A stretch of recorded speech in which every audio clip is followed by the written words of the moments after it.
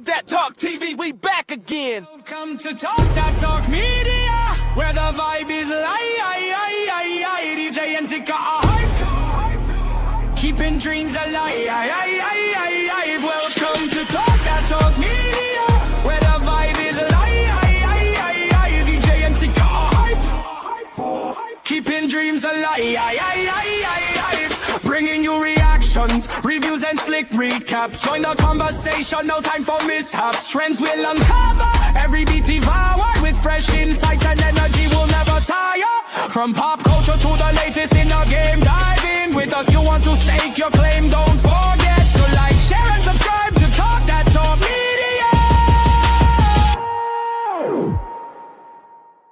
Welcome to Talk That Talk Media. What is up, y'all? What is up? It's your girl, EJ. And it's Tika. And y'all, we are back. And it's Candy. I know that's right. Girl. Listen, we are back with Bridgerton, y'all. We are here to talk about Bridgerton. And y'all already know who we got in the building. We got Candy in the building. Hey. Okay. Hi. I love that. I'm just glad you roll with it. I'm not even mad at that. Listen, y'all. I started stepped a little bit, but I fell on in. Okay, listen. I'm not mad at that at all. Listen, y'all. Bridgerton is one of my favorite shows. One of my favorites. I love this show so much. And I felt like in this particular, for the first half of the season, first of all, let me just backtrack. I am mad that they have the nerve to drop these in parts. Why? First of all, that just don't make no sense. Anyway, y'all, I wanted the whole 8 episodes. That's all I'm saying. But we got them in parts. So we got part 1 and we got part 2. So we're going to be talking about part 1 tonight, y'all. So first and foremost, if you are new to the channel, if you just popping up in here and you see us and you like the vibe over here, please make sure to just go ahead and drop down there, hit the subscribe button. We need to be a little bit over 500. We like right at the cusp of 500. We need some cushion just in case. So Please make sure to go ahead and subscribe to the channel. And then don't forget to just, watch a few videos, and help us push that watch time up, y'all. We really appreciate y'all. So listen, we're about to jump into it. First, y'all know I like to do a vibe check. I feel like I haven't been live in so long, y'all. I think I forgot how to be live. Vibe check. What did y'all think about it? Tika, I'm gonna start with you then, Candy. I mean, well, since I was kind of forced into Bridgerton. and was. Coming back after learning what I learned from seasons 1 through 3, and then learning what I learned on Queen Charlotte, I was like, okay, I see where they're going. It's all about the Bridgertons, but there are other people involved, other families involved in the situation. And so, just being a newbie to the game, I still consider myself a newbie, but if you want to say 1 through 5, this first 4 episodes, I gave them a 4 only because I need Sophie to go in and be like, look, bruh, it was me. Okay. But yeah, so that's the only reason why I gave it a 4. But it's good. It's really, really good, though. I'm enjoying it. What about you, Candy? I am enjoying it. I fell in love with it from hello. This first episode did me in. It didn't disappoint. I know Sophie can't. I've been begging for Sophie to say something, but I know she can't say it because we wouldn't be here talking about it because there wouldn't be nothing to talk about. So I enjoyed it. I really enjoyed it from the beginning, Queen Charlotte and everything. Season 3 was kind of off for me a little bit, but I'm here for what they got for us so far.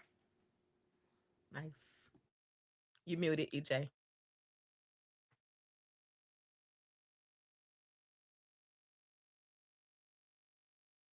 Okay, can y'all hear me now? Yep. My bad. I don't think anybody likes season 3. I think season 3 was I'm not gonna say anybody. I'm not gonna say everybody because some people are like super fans of Penn because they read the books or something, but it was out for me only because of Penn. It just pissed me off because I was like, how'd she get away with everything? Like, she literally been out here gossiping about everybody. And, I know that some people are going to be like, well, she was trying to help her friend. No, she wasn't. Because if she was trying to help her friend, she would have went about it in a different way. I just felt like it was so selfish. But I am in this season of in this season of Bridgerton, I'm trying to learn to like her since she's now a Bridgerton. You know what I'm saying? Like I'm trying to learn to have that same love that I have for the rest of the Bridgertons. But I ain't gonna lie, y'all, it's kind of hard. It's kind of hard. It's kind of hard. So you know, You are not alone. you are not alone. Okay.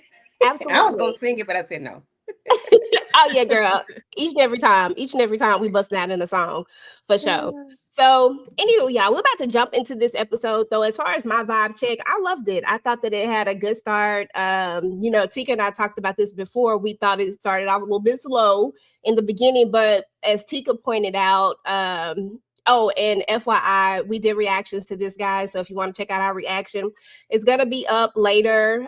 Sorry that it's late, but it's there. And Tika pointed out that they had the world build, and I had to think about that. So now, you know, we getting these new characters and we don't know them, so they can't just thrust us into it.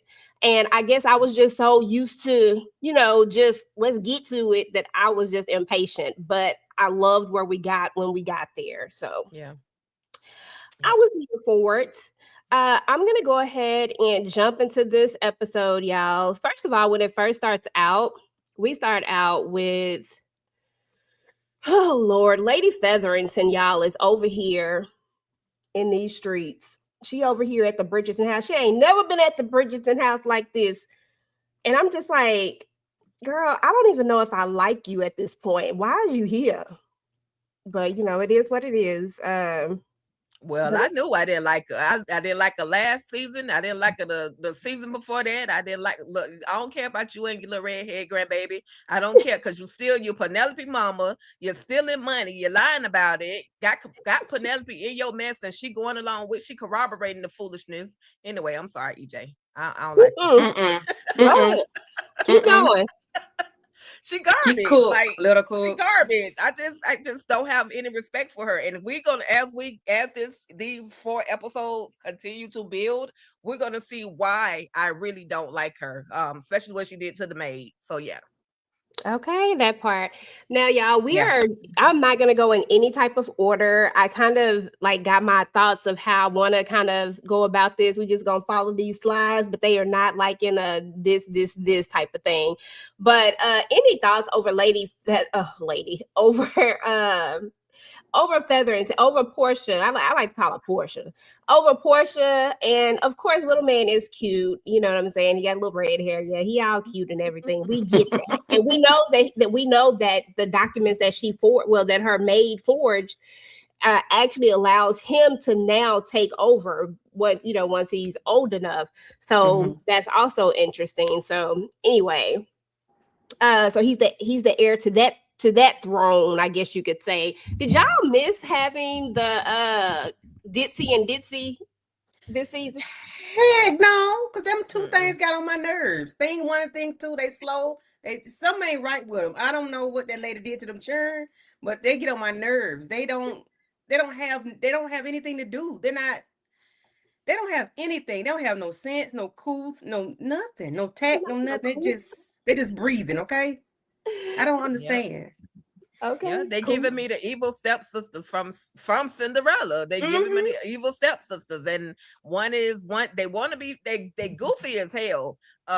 Respectfully, Thank you. They I was trying to be nice. It's like I don't know if the horse cart they got on flipped over and they hit their heads at some point in their lives, but it's just like common sense ain't coming for the two of them. And so I did not miss them at all. You know, that maybe they over there somewhere making some babies like they were supposed to after they found their pinnacle. But nah, I didn't miss them. No, ma'am. Okay, that's what's up. Candy, anything over Portia and Baby Feathers, and I put him up here because he was just cute as a button. And I'm like, why she here? Why she at their house? Trying to wreak havoc and do something she ain't got no business. I don't like this lady. She's evil, deceitful. She's conniving. She is not a good person, and I hope something comes down. I hope something happens where some get stripped from her where she broke and ain't got no money on the street or be a maid or something. Because I just don't like this lady. Because she is evil. Her and her 3 raggedy daughters, because Penelope might be saved because she's she raggedy too. Yeah, she raggedy. I'm gonna just leave it there. Her and her 3 raggedy I- daughters, they can go and be maids, low budget maids, okay? Okay. So, yeah, okay. Thought I missed one. So we're gonna go ahead and jump into Benedict for a moment. Benedict the rake, because at the beginning of this, we got Violet traveling herself all over to find Benedict. So we know that Anthony and Kate went to her home, right? To have the baby. So now somebody has to take over, and he's the second son. So he's supposed to be the one doing all the things. But now Benetton want to be out here doing the absolute most. So his mama have to go over here and get him because he wasn't even there to welcome Eloise, Francesca, and Kilmartin back, right? And then she get over there and find old naked Benedict up there with 2 of them. Girl, this was crazy. And she just looked so embarrassed. What did you think about it, Tika? I mean, I thought it was funny because Benedict was just being Benedict. That's who he's been ever since we met him from season 1 up until now. Only difference is just Mama just caught him in the midst of the do. Of course he was asleep or whatever, but Mama pulled up. Like, about time. Where were you 1, 2, 3, 4 seasons ago when your son was laid up with everybody and anything and having multiple threesomes with different men and women? Like, where was you at? Like, Mama? Now you want to pull up anyway. I ain't trying to go off on her because Benedict is just gonna be who he is. They trying to make him out to be something special this time around. I can see that as second son, they're making him out to be somebody special. But right now in this picture, that word shouldn't have been raked. It should have been just 304. But what's up, Benedict? You're anyway. I ain't gonna talk about. Why do I like saying his name, Benedict? I don't even put the T on there to be saying Benedict. Because that's exactly what he be do. Benny, okay. Okay, that part. And any and Oh, every my crooked and Lord. any crevices he can fit it in, that's what he gonna do. Right. And he like what he like, and I ain't mad at it. But Mama, she knew what she was walking into. She knew what he was over there doing. He didn't want to greet his sisters. He grew up with them. He didn't want to see them. He didn't care. I mean, leave me alone. I'm doing my due. I'm handling my business, Mama. Leave me alone. Right. I know that's what got her riled up when she saw, that something had happened, and she was like, "Oh, I can make something happen too." Girl, her garden been wanting to get bloomed. What did she say about the damn garden? I said, Lord have mercy. Her in this garden. Shout out to everybody in the chat. Listen, we see you out there, guys. Definitely make sure to drop your thoughts, drop what you thought about Bridgerton. Let us know what your favorite parts were. And meanwhile, we're gonna mosey on along to these two. We're friends again, and I still don't know how I feel about this. We kind of touched on it a little bit. Everybody knows now that Penelope is Lady Whistledown, right? And that's cool. I never had a problem with her being Lady Whistledown. If you gonna use your powers, don't use your powers against me. You know what I'm saying? Like, don't act like we friends and use your powers against me, because I'm good with some kiki kaka and laughing at some other folks, but don't be making that joke about me, okay? That's when we got a problem. And I think that was what my real issue was more than anything, because I'm not mad at nobody making a few coins for themselves. You know what I'm saying, Candy? Like, I don't care about that part, but we were supposed to be friends. And yet, before any of this, before the scandal with Eloise, she was still talking noise about her whole family. She was talking about everybody. I don't know, but I don't know if we could ever be friends again. But gosh, I guess we should forgive people. But I don't know. What you think, Candy? What is it? Keep your friends close and your enemies closer. Because, girl, you still, in the back of my mind, I don't trust you to do right by me and my family still yet, because you threw me under the bus. You threw all of us under the bus, and you really threw me under the bus and ran over and threw me back, and you act like you was right for doing it. I wouldn't want her as a friend.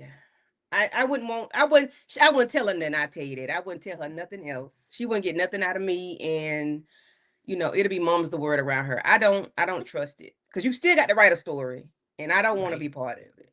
And I think Eloise like the girls, and you're not gonna be telling nobody I like girls. Okay.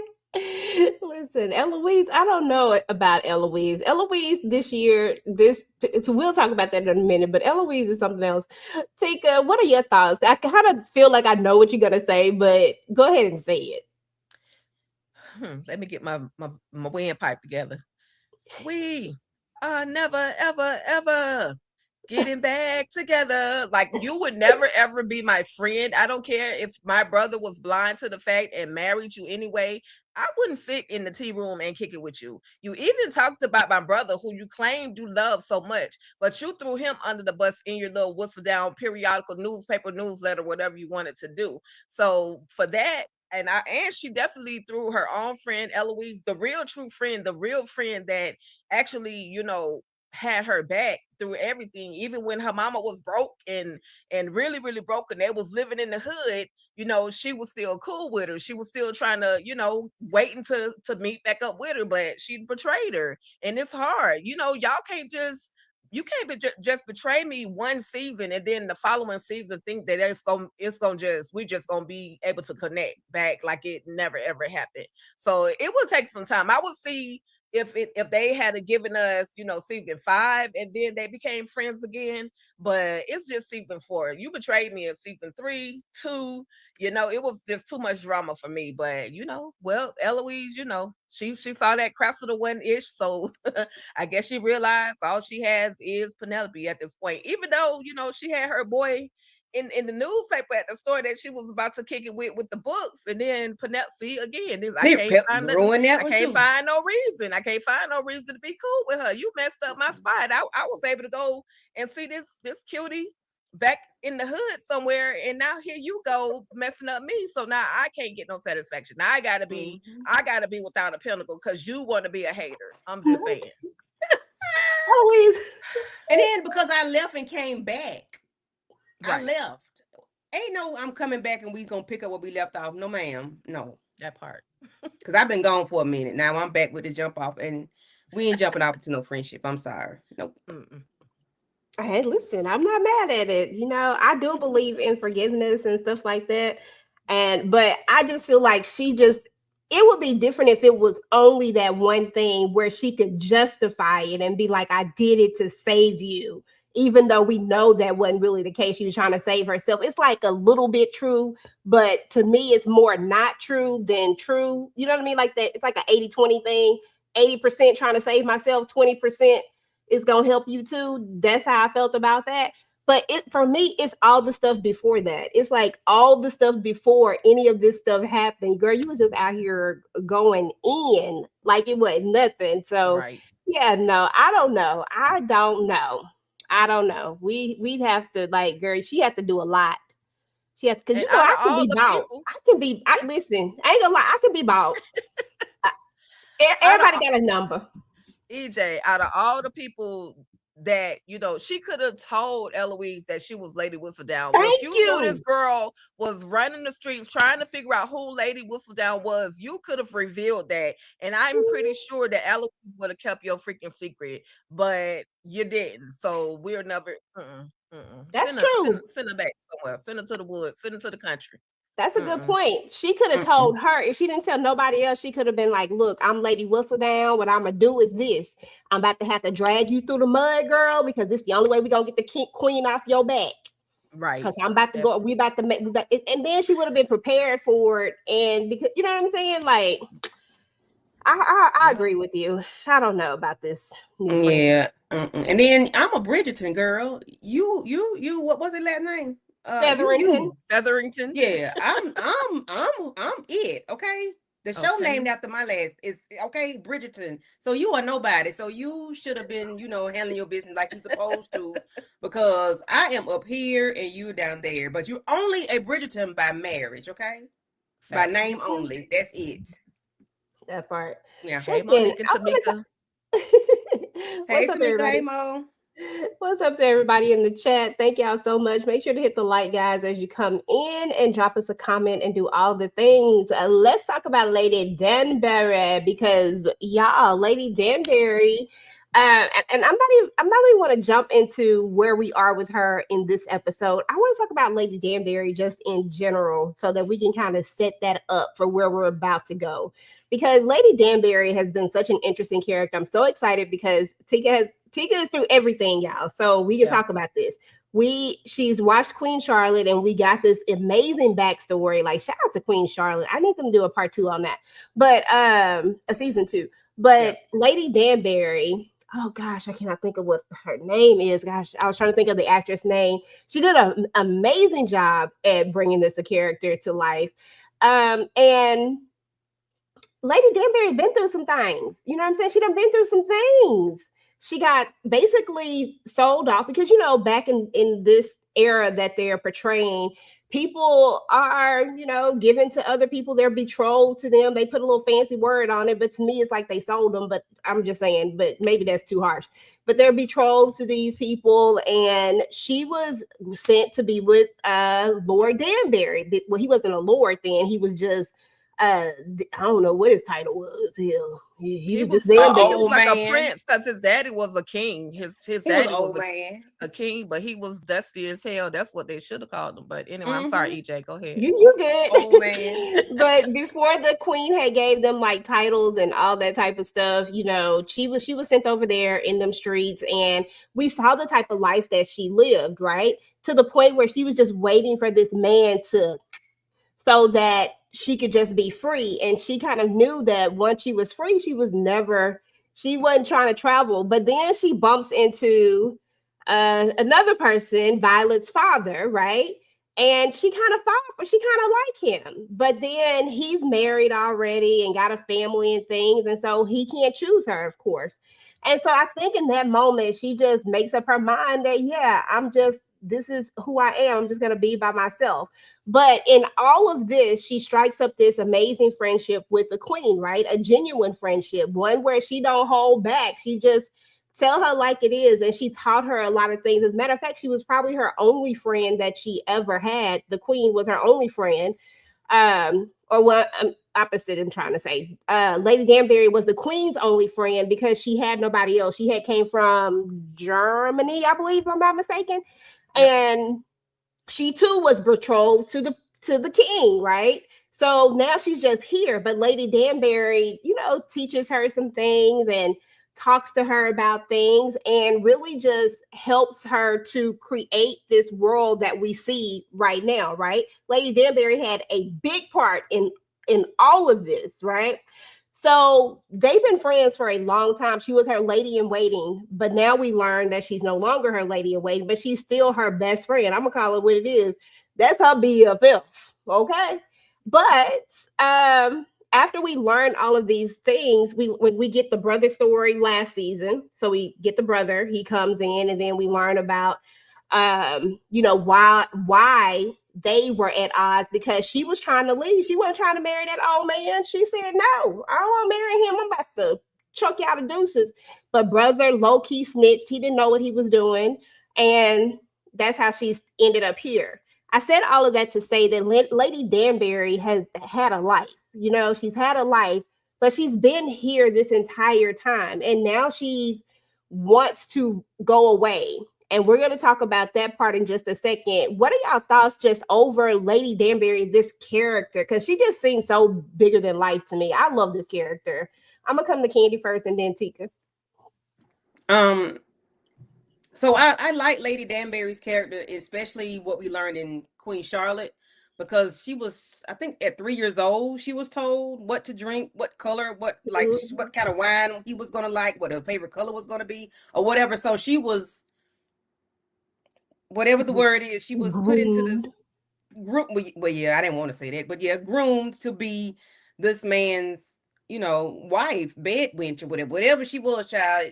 Listen, he was too old for her. And she was glad for him to pass away so she could be free. She was liberated. Once he passed away, she was liberated. She didn't want to be tied down anymore. But then she found, you know, Queen Charlotte, and she became her ride or die, her BFF.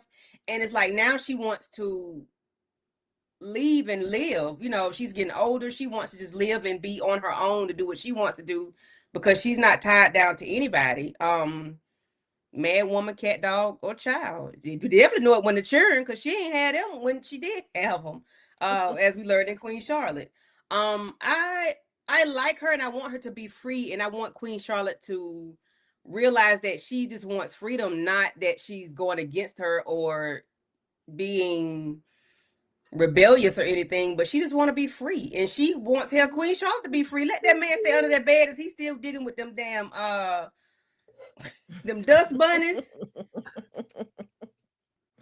Don't be talking about Farmer George like that. Yes. And the dag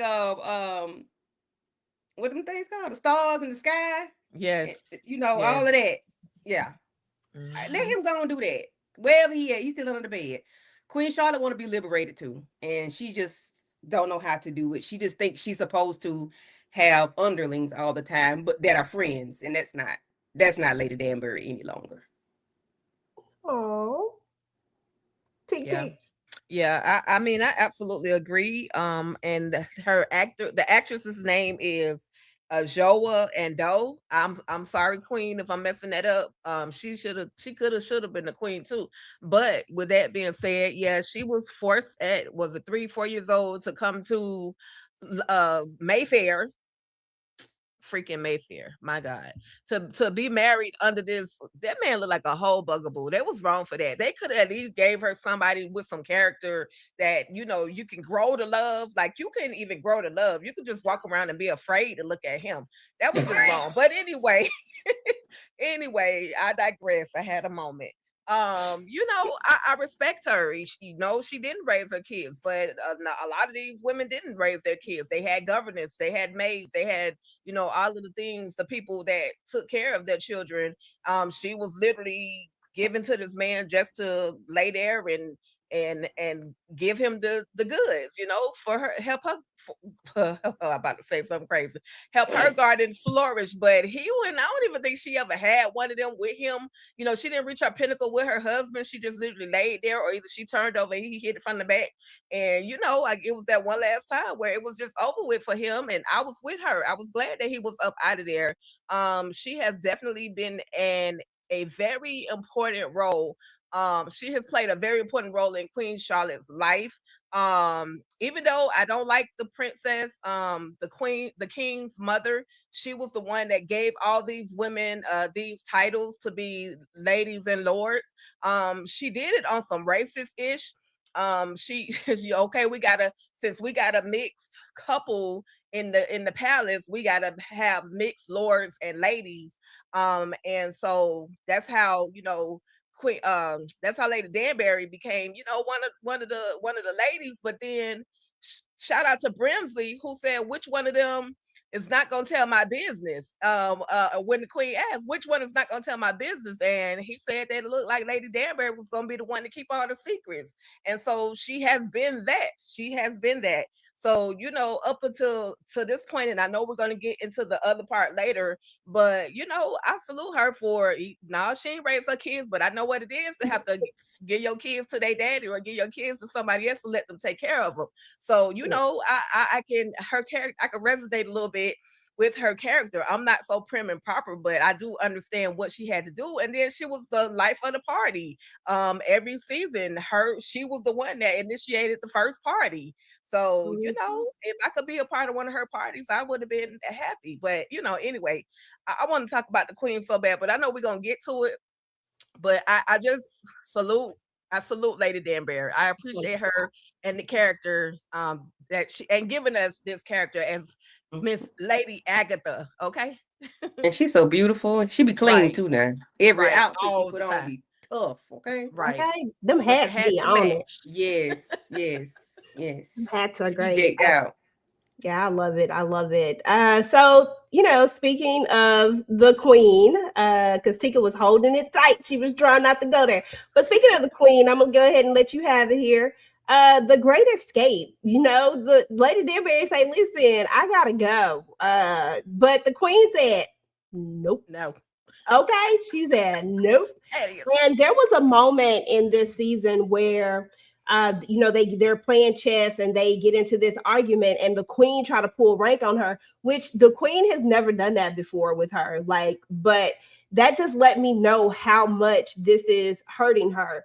As far as having to let go of Lady Danbury, because I feel like in the end, when it's all said and done, they're real friends and she's going to let her go. It's just right now, she's having a hard time with processing this, that I'm about to lose someone else. She already lost her home, her brother, like her family, and now she's about to lose somebody else that she considers to be family. Not to mention she lost her husband, which who's the king, like he's not gone, but he gone. You know what I mean? So there's that. So I actually really empathize with the queen because I get where she's coming from. But at the same time, at the end of the day, I also get where Lady Danbury is coming from too. Like she never got to be free. She went from, having to be with this man, and then she goes into this intense friendship with the queen out of all the people in the world. And now that she's not a lady in waiting anymore, she no longer has that duty or that job. Now she just wants to go and live a life. She wants to see what else is out there. So I understand that and I get that. And I see both of these ladies' perspectives. I love the painting when she goes when they're walking through, because y'all remember in the earlier seasons when not the earlier seasons, in Queen Charlotte, they love to walk by that painting, which I used to love that when they would always show the paintings. And they did the same thing here. And we get the ode to them when they were younger. So I love the painting. That's why I put that up here. And I just want y'all to talk about like how y'all feel about it. And shout out to Tika, y'all. If you have not caught this week's petty debate, we are talking about, is Queen Charlotte wrong or not? And of course, Tika says she is wrong. And if you want to go and check out her video, please do so after this live. It is very interesting. And next week, I'm going to rebuttal and tell her why the queen is not wrong. But for now, let's go ahead and talk about it, Tika. What do you think about The Great Escape? Listen, so for over 30 years, I have been your friend. And then all of a sudden, you got the audacity to come out your mouth and say, I'm your subject. No, Queen. What we're not going to do, Queen Charlotte, what you're not going to do is call me your subject. I've been given this name as a lady. However, I have been more than just a subject to you. I have been your friend. I have been holding things down. I have been keeping your secrets. And all you see me is as a subject. I understand she said that only because she was afraid. She shed a couple of little rabbit tears. She shed a couple of tears, but at the end of the day, it was the disrespect that, it really hurt. It really hurt Agatha to see her as that. And Charlotte, I'm gonna take the title away. Charlotte, she knew she was wrong when she said that. She knew she was wrong. That's why she, stopped her from leaving out of the room and expressing. But look, baby, what we gonna do is find you a new lady that you can kick it with, someone that's gonna keep your secrets, and you not hold me hostage, because right now that's what you're doing. You're holding me hostage. And I just want to go experience Sierra Leone. I just want to go and see the world that I didn't have the opportunity to see. So, I ain't gonna lie, that moment where after she called her a subject and then she broke down crying, she kind of, I ain't gonna lie, it kind of got me a little bit right up in here in the throat. It got me a little bit, but what am I gonna do after he's when he dies? Baby, go find you some more friends. That's what you're gonna do. You the queen. Like, you can literally do any and everything. What have you been doing this last 20 plus years? This man been crazy since you married him. So find something else. Find something else to do. Anyway, my petty debate does not sound like that. I was way more calm. But I definitely would love for y'all to check it out. Listen, and first of all, Tika, what we not gonna do is act like she meant that, because she didn't mean that. She said it and she took it right back, like immediately. She didn't even let it fester. I have learned people say what they mean and they mean what they say. So she didn't mean that one. She took it back because she knew she was wrong. That was the only reason she said what she said. She didn't mean it. She took it back immediately. It'd be different if it had a festered and she apologized later. It hit her immediately. Regretted it. Hit her when she bowed down and said, "Okay, I'm your subject," and she bowed down. It hit her, so it stuck with her. So now I know what you're capable of. How you're capable of talking to me. Don't do the queen when like things that. Can't go your way. I'm just saying. Don't do the queen like that. By Queen Come on. Charlotte, but I did like that wig that she had on with the flowers and the butterflies. I did like that part. But anyway, we don't do queen like that. Candy better Tika, take it. not Tika. Candy, your thoughts, boo boo. Oh, child. Tika laid it all out. I don't know what to say. I think because times are changing, she is having an issue with what's going on. For one, she's getting older. Her husband is older. Her children are older. She still thinks like she is, I mean, not think, she knows she's a powerful person, and she knows that the things that she does and says means something to everybody. Well, to the people that care. It matters to her what she says, what she does, like throwing those parties, the balls, and it's like she has to have her hand on everything. And I think the turn for her was when, I hope I'm not going ahead, but when what's his name? Benedict and Sophie did their own thing. I think that did something to her because she didn't put him in place. And Sophie wasn't a diamond or whatever. She wasn't put in place. So I think another thing that turned for her was like she's lost a little something from her, like she lost a grip. And now it's like, I can't lose that. And like you said, she's losing all these other things. And now I'm losing my friend. So I think because times are changing in Bridgerton, she is just the person that she thinks she has control over. She wants them to stay. You do what I say, do you be my underling or whatever, my subject. And then she took it back. She said it and she took it back. No, you meant it, say it, keep it. Let it stay right where it is because that's what you meant. Because that's what you think of her. She's your friend, yet she's your subject, okay? So that don't really go together, but it has in their relationship because Lady Danbury is a strong person, her own self. So she can handle Queen Charlotte, but she wants to be free, and Queen Charlotte needs to let her go. She needs to let it go. She can still be queen.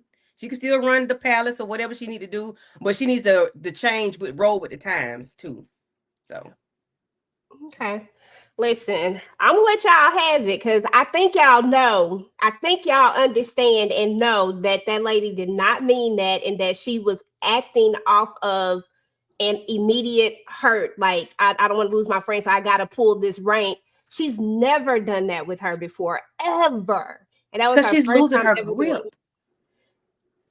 She's not losing her grip over things are changing. Over the king. Like she's still the queen. Like can't nobody else. Only one person can do that. One, and that's Lady Danbury. Brimsley can't do. None of the other folks can do any of that. Only Lady Danbury. Because Danbury is a strong person. She's a strong individual. So everybody else may not be as strong as she is and can handle telling her no or I'm not going to do something. God, you think they finna tell the queen? They can't tell the queen no. That's because they friends. See, that's where you missing. They friends. Well, she just they gonna have to friends. So friends and power don't go together. Me being your subject and being your friend don't go together. Because she didn't mean anything when she didn't mean the subject thing. She was trying to force something like force her power, her hand, and she losing her grip. Baby, listen, Benedict and Sophie already done flipped the script on her. It ain't going how she wanted it. Okay. Yep. What? Times is changing. Go be friends with Penelope. All you want to do is sit and gossip with somebody. Go be friends. Make Penelope your friend. That's all you want to do is sit and gossip. She wanted Benedict to be the belle of the ball or whatever, but he was gone with Sophie.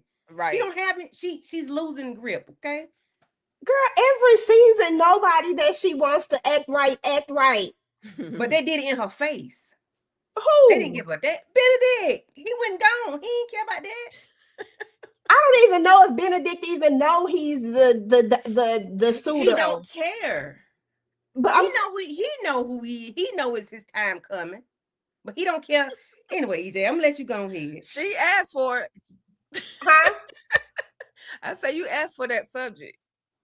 What's that? That's it, girl. Listen, I can hold my own. Listen, but good.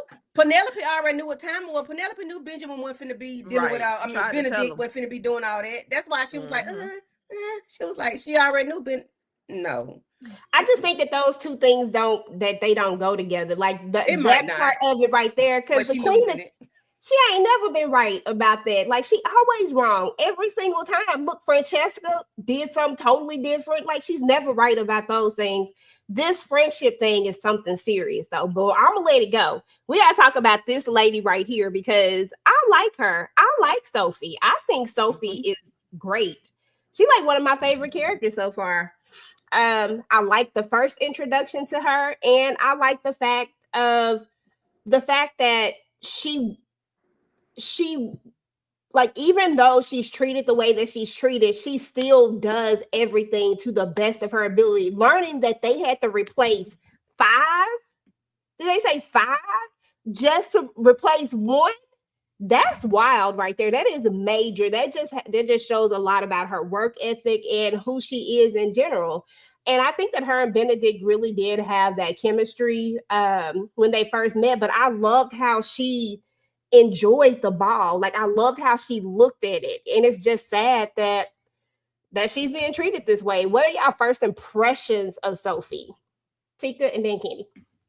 Yeah, Sophie she was able to enjoy the ball because she's never experienced anything like that.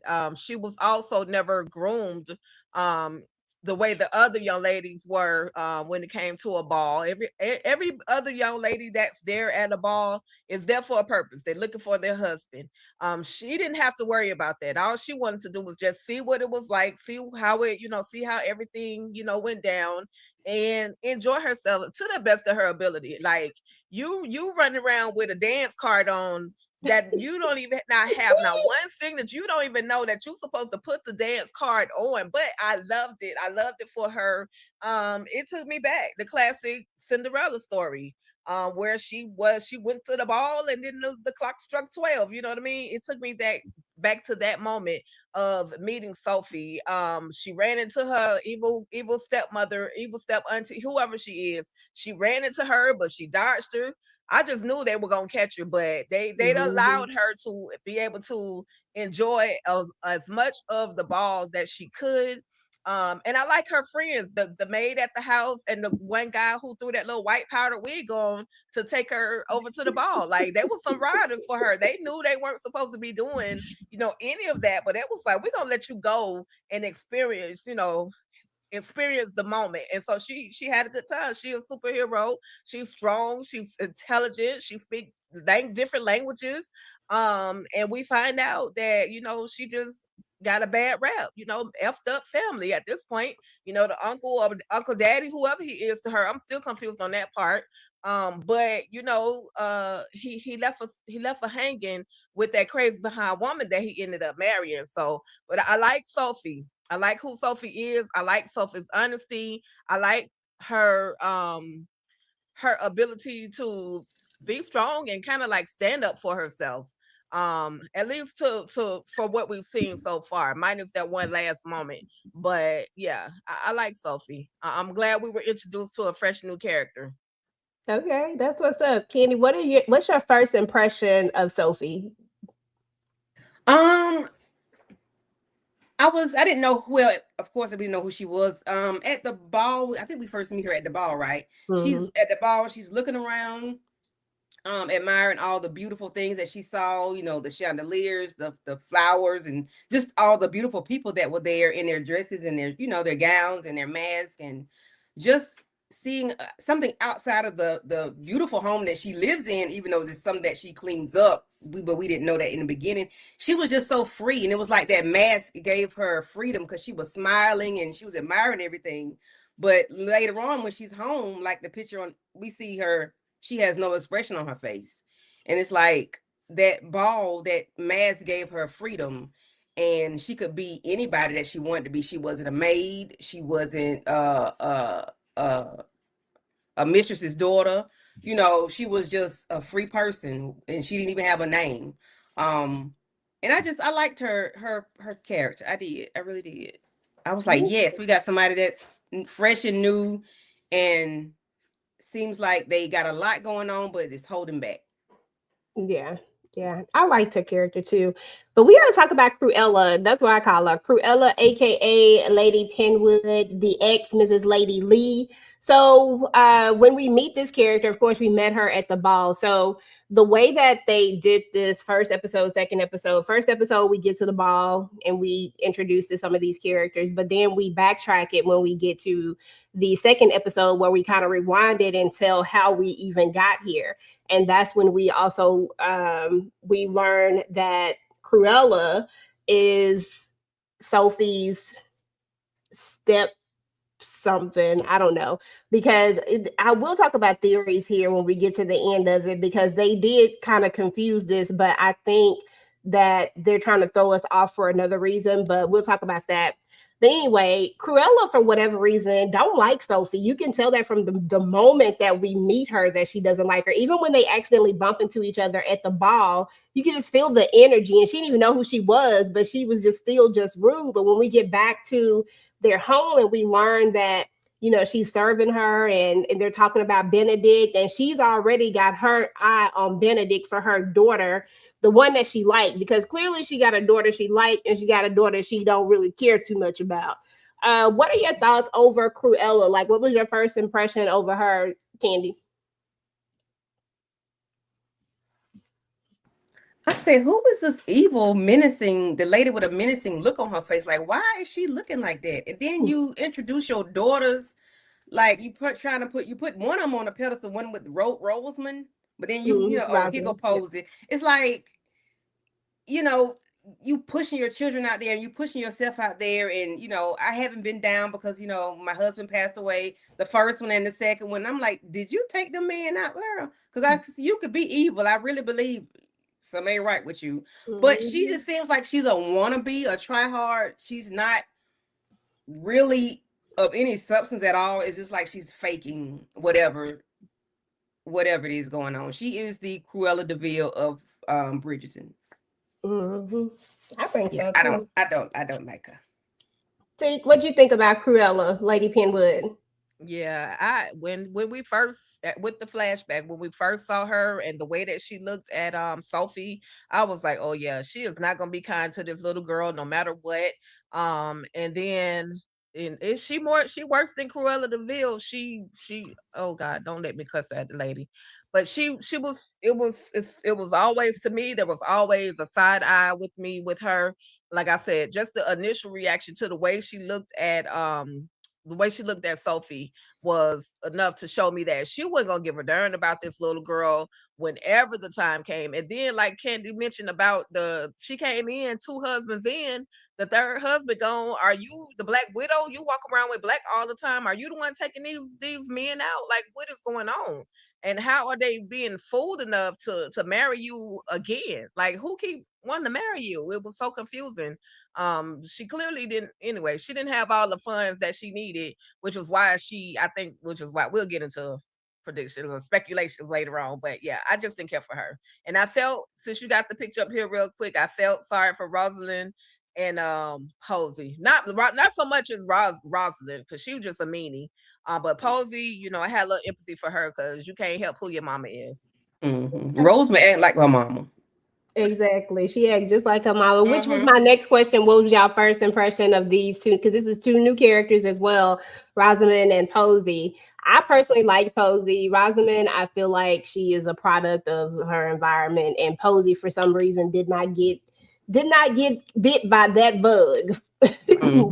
Definitely different. Candy.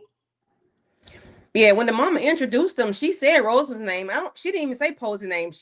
So you could tell she really doesn't even care for Posey like that. And she knows Posey is a little lighthearted and she's not evil like Rosamund, so she really don't fool with her too tight. It's just because when she asked the girl to, you know, do his shoes, she asked for her and Rosamund. She ain't saying about Posey. I said, well, damn, do Posey got shoes? or she wearing their hand-me-downs because right. How you want them to shine your shoes and not your other child? Like, I don't know. That lady is nasty, okay? Posey. I need Posey to go on with Sophie and figure something else out, okay? And they can break down what's really going on in that household. Okay.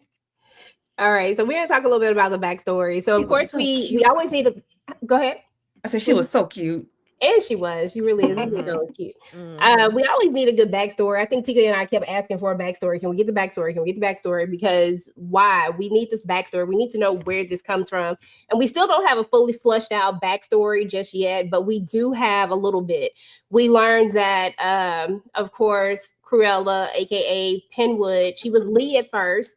Her and Penwood, which is Sophie's, and I'm put this in quotation marks, father, meet and at some point, and now she's come there, they're getting married or whatever. She brings in two kids. Notice that the kids name are Lee, so of course this is her previous husband's kids, because it's Rosamund Lee and Posey Lee, right? And his name is Penwood.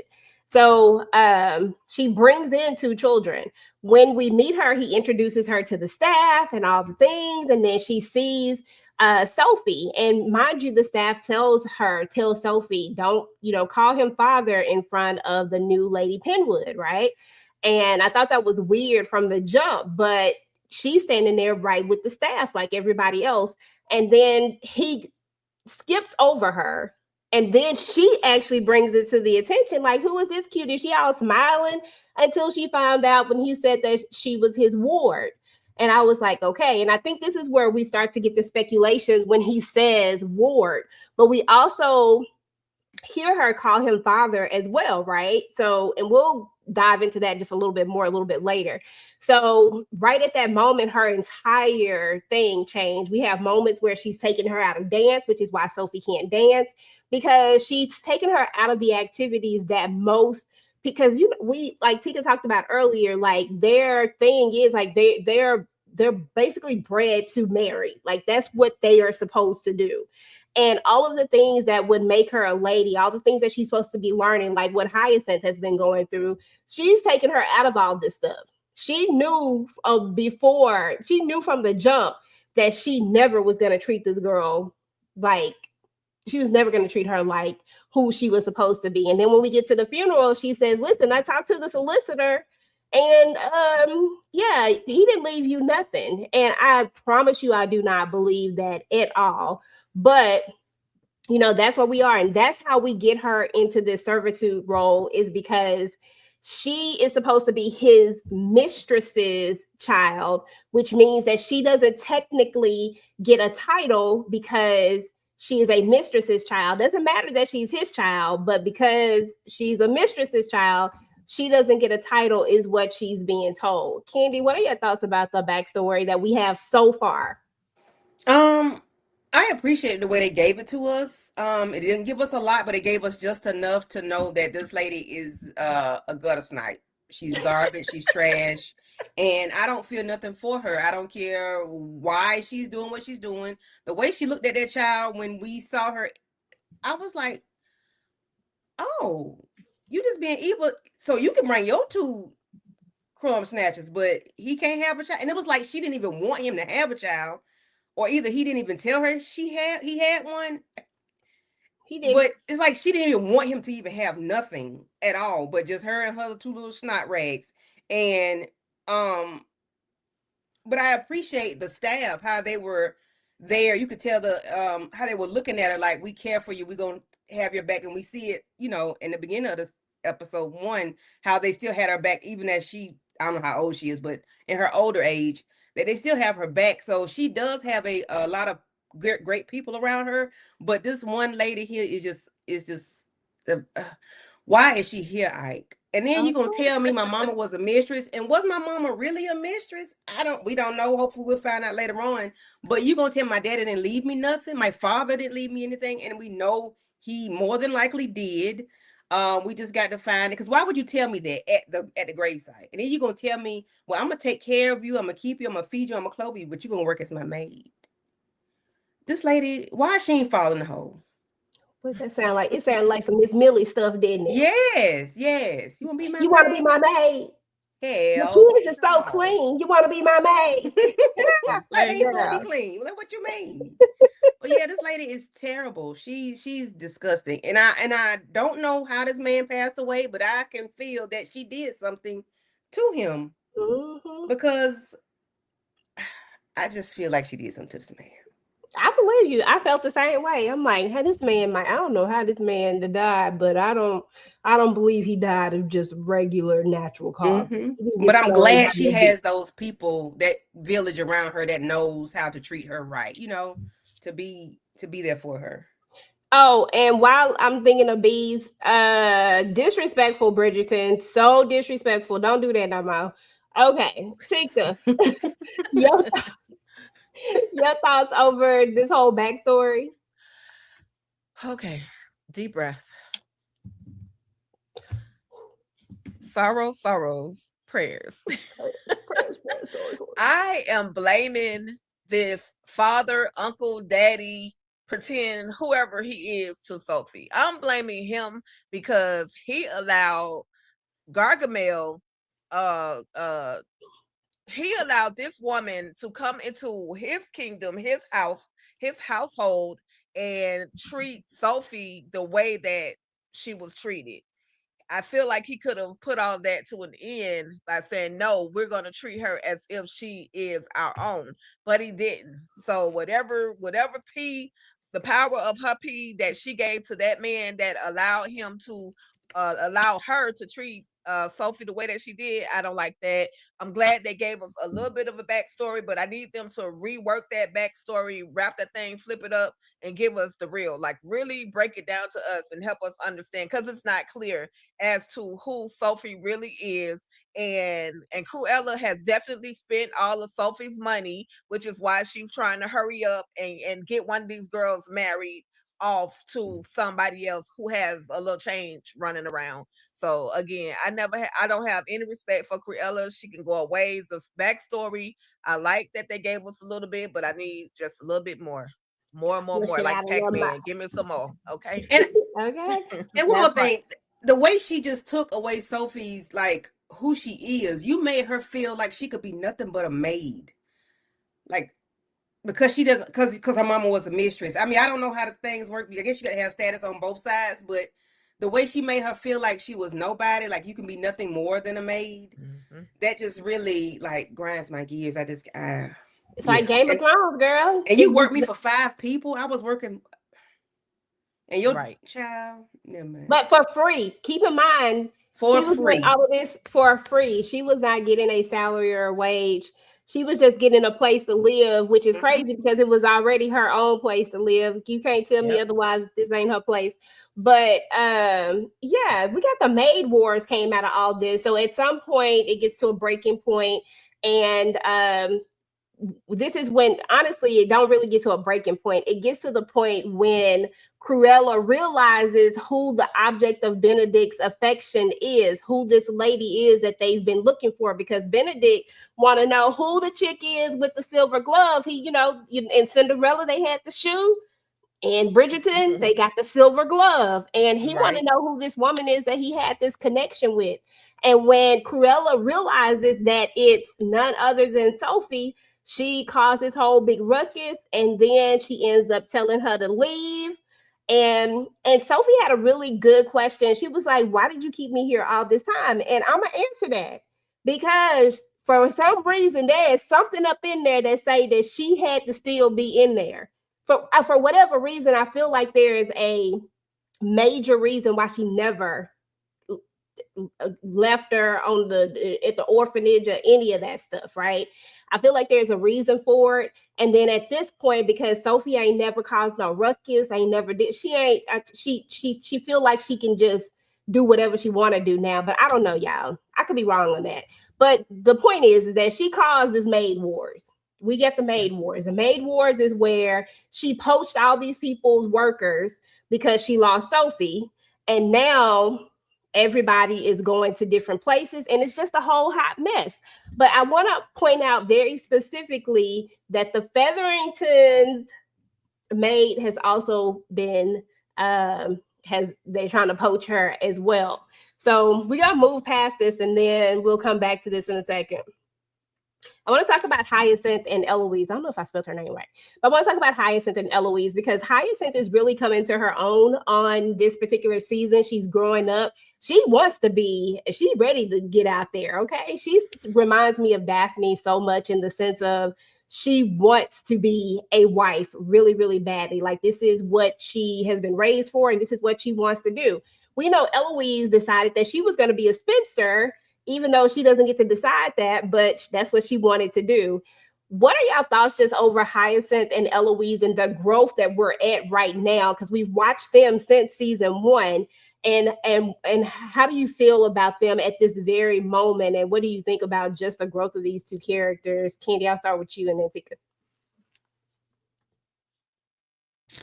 Ooh, Hyacinth, child, Haya. Okay, that heifer was at the party, baby. Okay, and Eloise was like, no, ma'am, you need to go on the stairs because I ain't finna get in trouble for you. You know, it was Hyacinth wanted to see what was going on, what the people had, you know, what the parties were all about. You know, I did see her in the earlier seasons, you know. They were, well, not, no, they wouldn't. It was this season. Was it this? I didn't watch all the season back over. So she's been groomed or trained to grow up and read all the, you know, she's a reader. She, you know, she goes to dance class. She takes those etiquette classes, you know. So she's already being prepared. But I don't know if she is going to go the route her mama wants her to go. I can feel her wanting to veer off on her own, in a way. Eloise don't want to do nothing. She just want to, she said she want to be on the shelf or something. Yeah. She just want to chill. She don't want to do nothing. She just want to be Eloise. Sister. Leave me alone. I'm good over here. I hang out with my brother every now and again and to be his, you know, his wingman, to find his home, find Sophie, find his little boo. But I don't want to do anything. I'm good. They just, like I said, I think it's changing and they don't want to do what they mom. They're on two different ends of it. Hyacinth, whatever her name is, she wants to find it, but she wants to do it the way she wants to do it. And I don't think Eloise want to do it at all. Yeah, Eloise don't want that. Yeah. Tika, what are your thoughts over these two and the growth that we've seen from them from season 1 to now? I mean, I see it a little bit different. I think that Hyacinth does want all of the things. She wants to be a wife. She understands her role in the Bridgerton family. She understands that, you know, my job is to become somebody's wife. And she wants the classes. She's willingly, you know, going to all of the classes and doing all the things. But since Eloise decided that she was going to become a spinster, Mama said, okay, well, I got something for you. If you're not going to just obey and do what you're supposed to do to try to find you a mate, because, you know, Eloise has been on the market for 3 seasons and baby, ain't nobody, you know, hooked her up yet. And, you know, she had her man at the printer. I don't see why. I hate this class thing. I'm sorry, I'm digressing, but I hate this whole class system where you can't marry somebody unless they have class. She would have had a man, had Penelope, here we go with Penelope again, had not blown up her spot and messed up the fact that she was going to visit Mr. Paperman. Anyway, so Hyacinth, I think she wants to, you know, be in that world, but I digressed and I said that to say that because Eloise does not want to live that life, she doesn't want the husband so far or the traditional way. Mama said, okay, well, you're gonna be a babysitter. You're gonna take Hyacinth to all of her classes, all of her lessons, and maybe, just maybe, you'll pick up something, you know, while you're there. And so she realizes when they're doing the whole table settings that she's gonna have to sit next to one of her old disgusting uncles.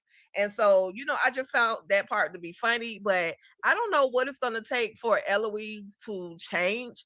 I don't see her changing in any future seasons. I think she just wants to be a spinster, and, you know, she might not have a choice after so long. But Mama said, you gonna marry somebody. You getting up out of my house. Okay, you guys to go. You know, my take on Eloise is that we saw that she's capable of falling for someone. We saw that with the young man. And I think it's gonna be just that. It's gonna be somebody who completely takes her by surprise. Sort of like the way Benedict is. Benedict is a loner and wants to do his thing. Benedict is out there, y'all. Benedict want to be out there, okay? He for them streets. But he found somebody in this moment of meeting that makes him not want to necessarily be in the streets like that, okay? And I think that's how it is for Eloise. I think she's just going to have to find that person. So right now she's fighting it because that's what they want. She wants to go against the grain at every single turn. I want to do this. I don't want to do that because just because they say that's what I'm supposed to do, I don't want to. And I think love is just going to find her when she's fighting it. As far as Hyacinth is concerned, I feel like Hyacinth is every bit of a Daphne, every bit of a Daphne. Daphne knew that she was meant to be married, just like Francesca, but Francesca is just different. I feel like Hyacinth is just like Daphne. I can't wait to go do this. I'm going straight up. I'm going to go find me a husband. I'm about to go decorate my house. Like in her mind, she's about to go do all these things. She's just ready to jump in there. And I think it's so interesting how much these kids have grown. We've literally watched them grow up over the last 4 seasons so far. Right. So it's kind of interesting because Gregory is taller. They all have grown. Gregory got hair on the chin. Okay. We got to talk about Francesca and Kilmartin because Francesca, this is when we get into pinnacles, y'all. Listen, that's what they call it in here. That's what we gonna call it, pinnacles. Okay. Because Francesca say she ain't never hit the pinnacle. She just up in there laying on her back, just oohing and eyeing and doing all the things. But she ain't never hit she don't know what's supposed to happen. Let's say it like that. She ain't know what's supposed to happen. She just know that this is what they doing. And clearly Kilmartin has been holding back because of, he's trying to be respectful of her and he's trying to do all that. He's a nice guy. You know what I'm saying? So he's been holding it back and He ain't trying to jump her bones. He wasn't pulling no Duke, okay? He wasn't being like the Duke was, or Anthony, because y'all know Anthony, he hot too. On the stairwell, everywhere. Okay, that's what I'm talking about right there. That's how you're supposed to do it, Kilmartin anyway. But anyway, he is totally different, right? And when Francesca, we start to have these conversations about what's supposed to happen and all these things. And so Penn is, tries to tell her, out of all the people, Penn is the only one that's being really honest with her because once again, Violet has put these babies out here, put these kids out here, and they don't know nothing. Okay, they don't have a clue about what's supposed to happen. And it's the same thing with Francesca. And so Penn explains to her what's supposed to happen. And now she want it, right? She want it. And it was so funny. When she does the fake thing, oh, John. And he like, girl, you ain't got to do all that for me. You ain't even got to do all that. And the way he explains it, though, about how he feels. And with John, he loved this woman, y'all. He loved this woman right here. He loved him as a Francesca. And I believe she loves him, too. And we'll talk about the other thing later, but Tika, what are your thoughts just on Francesca and Kilmartin and this season where we're finding them in this space where they're exploring each other a little bit more and Francesca is kind of trying to find her rhythm sexually? Listen, I feel for Francesca, but I feel for Kilmartin because you got somebody that you're laying on top of, you got your hand down there, and she faking the funk like you really giving it to her, like you really doing the do, and you ain't doing nothing, sir. You ain't hitting it right. So I need Violet to go on and quit playing and tell her children the truth. But I guess because Violet ain't had her pinnacle in so long, she forgot that she needed to include that in the story of these young ladies. If we gonna be doing a duel with these people that we're marrying to, we need to receive some pleasure too. And we need to understand how we're receiving this pleasure. I need Violet to talk to her children because poor Hyacinth gonna be screwed up when it's her turn if we waiting on her damn mama to tell her anything. So I love that he loves her. I love that he was willing to take the time. He recognized that, hey, am I really doing it for you? Because he even asked her earlier, am I really, are you reaching your pinnacle? Oh yeah, I'm reaching my pinnacle, girl. You don't even know what a pinnacle is. I have no clue. No clue. But I just love that, he still, took the time because he realized my wife over here faking the phone. Let me talk to her and see what she knows, what she doesn't know, how she feels. And she tried to jump his bones in the tea room and he was like, "Oh, I like that." But I didn't, like you said, EJ, he didn't want to be, man, freak me, but he didn't want to be too much of a freak, and then she gets scared off when in actuality that's probably what it really needed to do. But anyway, she said, listen, I want it too. Like you can tell that she's open to the exploration of it all. And I think that that's what makes this storyline so interesting, is because it's like something about somebody that's so shy and so timid, and they're trying to find themselves in this particular aspect. I don't know. I love it. Candy?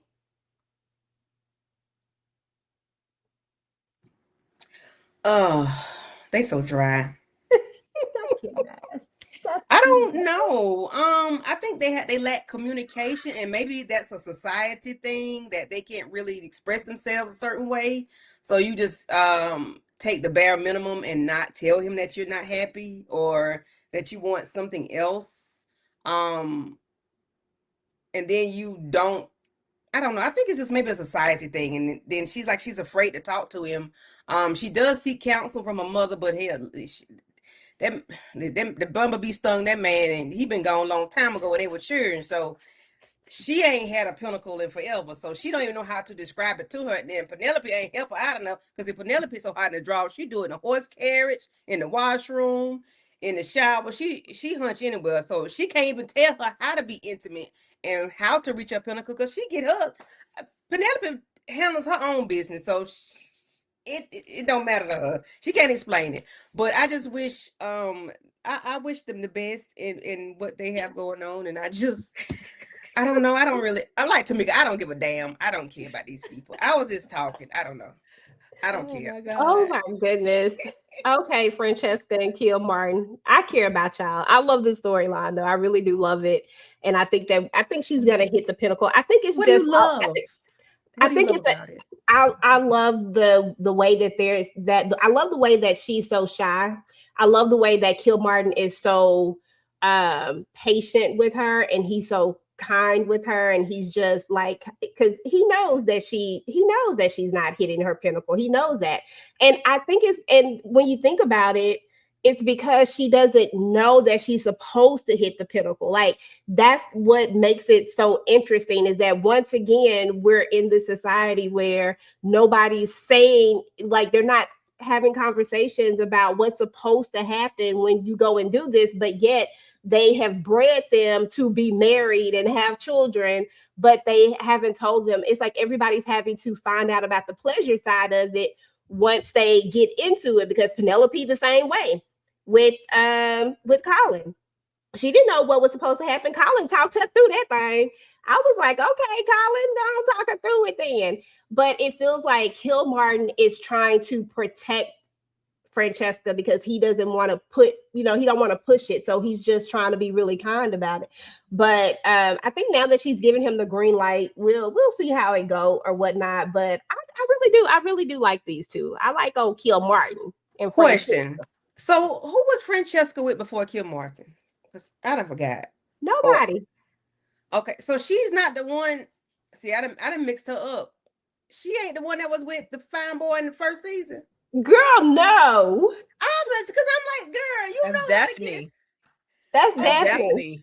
Oh, and I just watched all the seasons like a week or so ago. But okay, yeah, okay. Yeah, it'll do it to you, and they look so much alike. So Thank you. Okay, because I'm like, she know how to. All right. Now this is Francesca is the one that you never saw, because Francesca, they always talk about her, but you never see her. You never seen her until last season. That's the first time that we ever saw her. But for season 1 and 2, all they talked, she was gone, but they did talk about her all the time. So let's move on to Marcus and Violet, because Marcus and Violet have had this tension coming between them for a while now. Violet wants that man, and that man is fine. Marcus, darling, is fine as hell, okay? Marcus is fine. And that man want her. I said, if y'all don't scooch on in there, if you don't, you better touch that man, touch him. Okay. Violet is looking fine, y'all. I don't care what Violet is fine. She is looking good. Okay. She up there looking in the mirror, looking at her break. Girl, you look good. You look good. And he wants you. And I love this for them. I just love these two together. I was like, when they first introduced the thought of this, when we first kind of saw this coming about, I was like, this is going to be a great thing because she's been looking for love for her children, wanting her children to find love, and she's trying to get all of them situated. But at the end of the day, she has never really allowed herself to open back up after losing her husband because that was her true love. And I get it. It could be disappointing to have your true love and be treated a certain way because this is a person that's your soulmate, and then get with somebody else and is not the same. Like I get why she's hesitant, but I'm glad that she's opening up, and I hope Marcus really, really lives up to the anyway. Candy. What you think about Marcus and Violet? Can I take you down? Girl, I'm about to take you down and show you what I'm about. Okay. Don't stop. Listen. Okay, I'm sorry. Go ahead. I need Violet. I hope Marcus took her down and took her through there because Violet ain't had it's been okay. It's been a minute. That man died. The bumblebee stung him a long time ago, like I keep saying.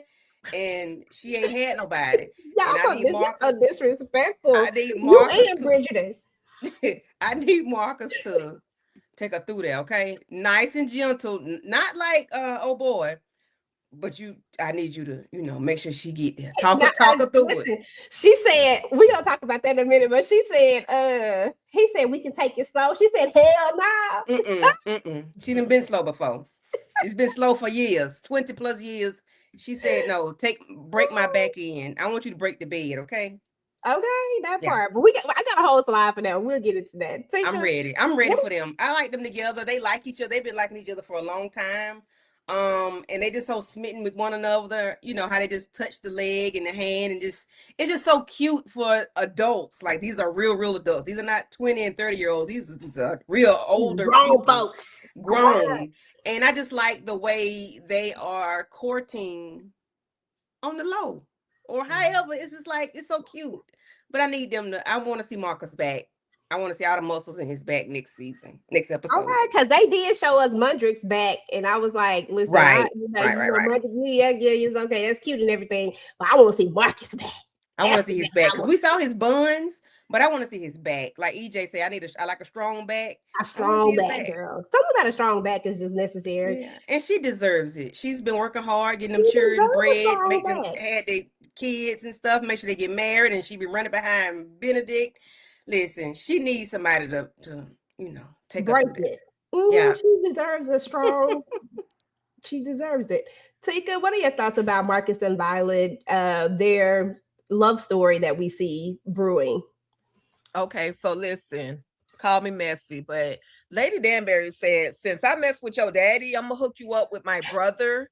I mean, I was almost your stepmama, so in the meantime, I'm gonna just go ahead and hook you up with my brother, and that's gonna be that'll be my retribution for my cardinal sin of getting it in with your daddy. Your daddy was good, but anyway, I digress. So I love the chemistry. It is obvious they like each other. I love the courting. I love the we people don't court like this anymore. They don't just go and sit and talk. They ready to jump straight into the bed, and even though she want to get straight in the bed, they're doing it kind of slow. She's being respectful about the whole situation. She's acknowledging that she got kids, and we can't be doing this. We can't be kicking it in the house around the kids like that, but we can't sit and talk like two adults. And so, I'm not mad at it. I love this for them, shout out to Marcus. Bump that, Marcus. Disrespect me. Disrespect my ass. She say she want to serve some tea, okay? She's a lady. Hot tea, okay? She's a lady for right now. When we get to that next slide, though, she's gonna be a whole different type of lady, okay? Listen, bust it down.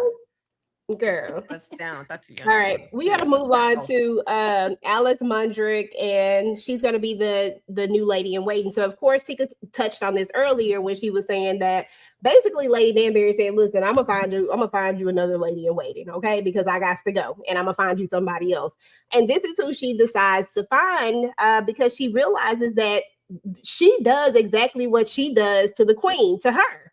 She gives her that pushback. Like, even though Lady Danbury is her elder and she's been in this world, and she hasn't been in there as much, she still gives her that pushback. Like, just because you've been a lady longer than me, listen, whatever. And she liked that about her, and she figured that this would be something that was good for the queen. So I like this part. I really did like it. And I'm glad that Lady Danbury told her, basically, you're good enough, because it felt like Alice didn't believe she was good enough for this particular position and didn't realize that it was an honor to be able to be a lady in waiting for the queen, and that this is how you serve your country, and because that's what Lady Danbury did. And now that she served her country, she wants to go. But we're going to talk about Sophie and Ben, y'all. Sophie and Ben. Because now there is a such thing as a Sophie and a Ben, right? They bump back into each other when Benedict is out here at this country house. And you can know how I feel about that country house. Somebody that country house, something going on over there, y'all. Also times 10. Girl, that part. But he sees her out there. He helps with a situation because these men are doing the absolute most. They out there being disgusting. But he also helped her lose her job all at the same time. And he got her a job. So he did all of the things, helped her lose it, got her a job. But they spend some time together when a storm comes and Benedict ends up getting hurt and she nurses him back to health. Tika, talk to me about this scene and what you thought about it, or just this overall thing, the whole thing.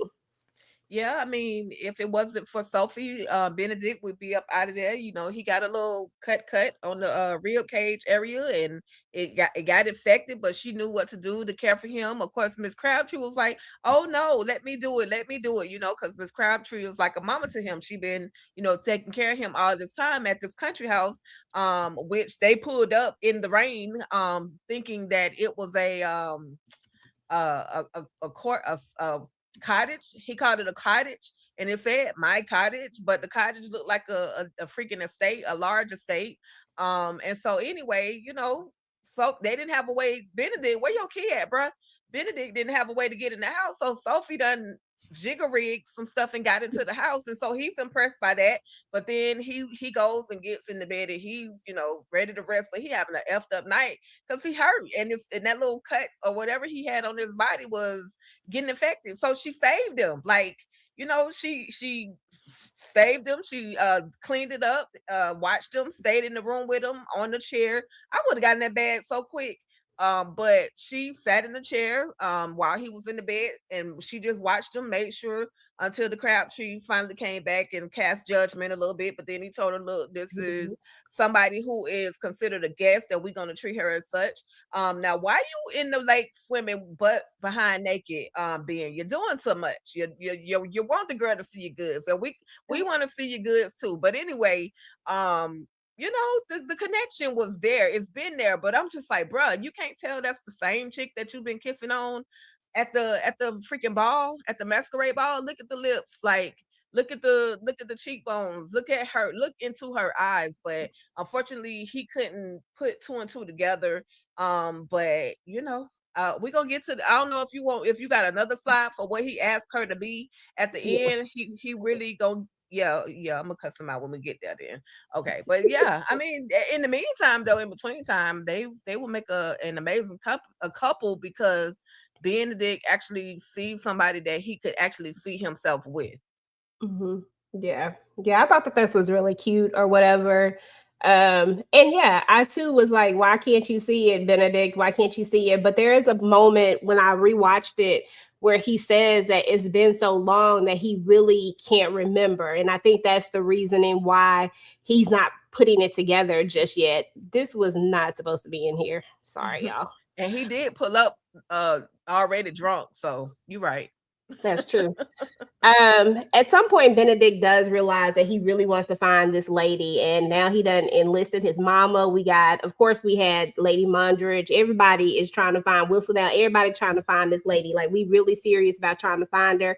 We think we find her. Turns out we really didn't find her. And then after him and Sophie are in these close quarters together with each other so much, she just like, look, I can't do this. You can't keep treating me like this, and then we have to go back to this, because the way that he acted when she popped up, when the little girl was over there, and she was like, we can't do this. So he say, look, I'm gonna go. And then that's when we get him to leave. So now he said, bump that lady in the silver. I'm done with it. I'm out of here. Right. Um, I'm out of here. And we talked about this already, so we don't even have to talk about this no more when we were searching for the pinnacle. I'm sorry, that's so funny to me.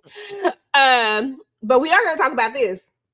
We're going to talk about Michaela, because Michaela shows back up. Last season, we saw Michaela pop up, Candy. And Michaela, Francesca was looking at her like, I said, wait a minute, did she marry the wrong person? What is happening here? What's going on? And we learned that over at when they were in, Scotland, when they were in Scotland, that she really tried to stay away from her, right? We learned that there's something, and we know what it is. We know that 9 times out of 10 that Michaela probably gonna be the one to make her hit that pinnacle, but I don't know. I think that's what's gonna happen. But what did you think about Michaela popping up and Francesca's reaction? Francesca was like, she's seen a ghost child. She was like, oh, why is she here? Why is she here? I was like, okay, I remember this. And I don't think they're going to be able to explore it unless they do it privately. And then I thought that was his sister, but that's his cousin. I thought it was his sister. Cousin, yeah, and I didn't realize it was his cousin until I heard him say it again when I listened to it again today. But yeah, I don't know, baby. Send her to Eloise. I don't know. Why keeping that on Eloise? I think Eloise, like, I don't think she like the fellas like that. But I don't know how we're gonna explore this, what we're gonna do with this. I don't know. I don't know what they're gonna do. But when she saw her, she saw a ghost, and she was like, what the like, why? And maybe that's what she gonna have to do. Think about Michaela while she. Never mind, that's not right. But it's gonna have to be him touching the right spots, because see, Michaela gonna be touching stuff. Maybe he ain't touching stuff. Maybe his hands too rough. He need a loofah and a scrub, because Michaela's hands are soft and delicate, and when he get to touching and patting, oh my God, Michaela gonna touch and pat stuff the right way, and it's gonna be soft and gentle. But my Jesus, he gonna have to. Maybe he gonna need a go out there and do something with them hands, because. Listen, Michaela might teach him something though. Go ahead. Never mind. I don't know. I really do. I don't really think that is Kilmartin. I think that Francesca is in her own way of this pinnacle, which we know that many women can be in their own way of the pinnacle, because she says that she feels the sensation, she feels all the things, which tells me that he's doing something right, because she's feeling what she's supposed to feel, but she's just not able to go there, or she hasn't quite hit it just yet. So I think that at some point, I don't know, but I'm gonna come back to this in a minute. I'm curious to see what you got to say see how you feel about Michaela popping up. I mean, they familiar with each other. She where you come from? Like, how you even get here? First of all, your man in the horse coach or whatever, already drunk, and why are you, again, what Candy said, why are you here, Ike? But I feel like the way that she looked at the way that Francesca looked at her, it reminds me of that moment where her mother Violet was talking to her about when she saw her husband, and she kind of froze, and it was like Francesca did the same thing when she saw Michaela. So clearly, and you said we're gonna get to it, but clearly they're familiar if they haven't already crossed that bridge, because you can kind of do whatever you want in other places and people not know why was she in Bath for so long. Why were you away from your family? Did you and Michaela know each other and y'all just faking the funk like y'all don't? And so anyway, yeah, it's something. It's Okay, I got something. some theories. Okay, I'm not mad at Hmm. that. Pinnacles and mistresses, Candy. Listen, people with pinnacles was getting thrown around all the way around. Okay, Sophie done tried to hit her pinnacle by herself, and clearly she know that she's supposed to explore. Daphne didn't know she was supposed to touch herself, but listen, Sophie said, "Listen, I know that if I touch myself, this is gonna happen." But it wasn't working for her. So Benedict and her bump into each other because they get the knife out. She get the night off because Violet is out here trying to be fast and trying to be grown and sexy, and I'm not mad at it. But she ended up bumping into Benedict because Benedict is like, "Look, I think I know what I got to do." This fool get over here and get to touch it and feel it and say, "Will you be my mistress?" I said, Benedict, sit your. I get it, but at the same time, it just I don't know. What you think, Candy? You know how the record be playing, and then all of a sudden the little child run through this. When he said mistress, that threw the whole vibe off. Like the club, we in the club jumping, and somebody knocked the cord out, and then it's like, oh Lord. Mistress it's like a poisonous word to her spirit, because that helper done told her mama was a mistress. The helper told her mama was nobody. She was worthless. She was nothing. She wasn't from nowhere, and she was a maid, and that was it. She was a mistake because her mama was a mistress. So that word is like poison. For you to tell me, and we've been together for however long, having fun. We've been vibing and feeling each other, and I know who you are from the mask, But you don't know who I am. Yeah. but you want me to be your mistress? That's what I'm lowered to, a mistress. Not even let's explore what we can be, what we can go on. Let's just see what's going on. You gave me a title, and that's mistress. I think that's lower than what the cat drug under the porch. Yeah. And don't get me wrong, I get why he asked her to be a mistress. I mean, we're in a society where there are certain things that have to happen. He has to think about his family. Like when he does something, the whole families are affected in this particular world that they're in. So he can't just go and marry the maid. Like that's not like how this works in their society. He has to find somebody who is noble, you know what I'm saying, a lady or whatever. Like, it has to be somebody like that. So we know that has to happen, but it just felt so dirty the way he said it. Gosh, it just stung. Tika. It was like somebody spit in your face, like, oh, you what? Yeah, if she was about to reach that pinnacle, she definitely that went all the way out the window when he decided to use the word mistress. And the Bridgertons have been known for playing by their own games or playing by their own rules anyway. So one more scandal wouldn't hurt. Go ahead and marry her, and then the people just gonna take what they take. They're gonna, I mean, you're gonna get a good love story because you got Penelope on your side. She in the family. She learned her lesson about talking bad about y'all, so she's gonna put for once whatever his title, viscount has decided to marry a common maid, but she could write it so pretty that it won't damage the family too bad. So when he called her he asked her to be his 304. That was a no-go, sir. I was almost to the peak of my pinnacle, and when you use that word mistress, and just like Candy said, mistress has a very bad connotation, a bad definition for her. She don't want to be a mistress. Benedict, get somewhere and sit down. Like, just go away. Go. You ain't got to go home, but you got to get the hell up out of here. Because how dare you? I've nurtured you back to health. I've been your friend. I've listened to you. I've encouraged you, and this is all I'm good enough for. So yeah. He was garbage. And for those of y'all that didn't catch my minute and something video, I already let y'all know how I felt about him. He's garbage for was trying to take her down just to be in the mistress. She's way better than that. But we Yeah. know that she's way better than that. Mhm. And we know that she's really a lady in theory. Like we know that she really has some title or whatnot. But again, we saw what happened the last time when Scandal hit. They wouldn't even speak to them.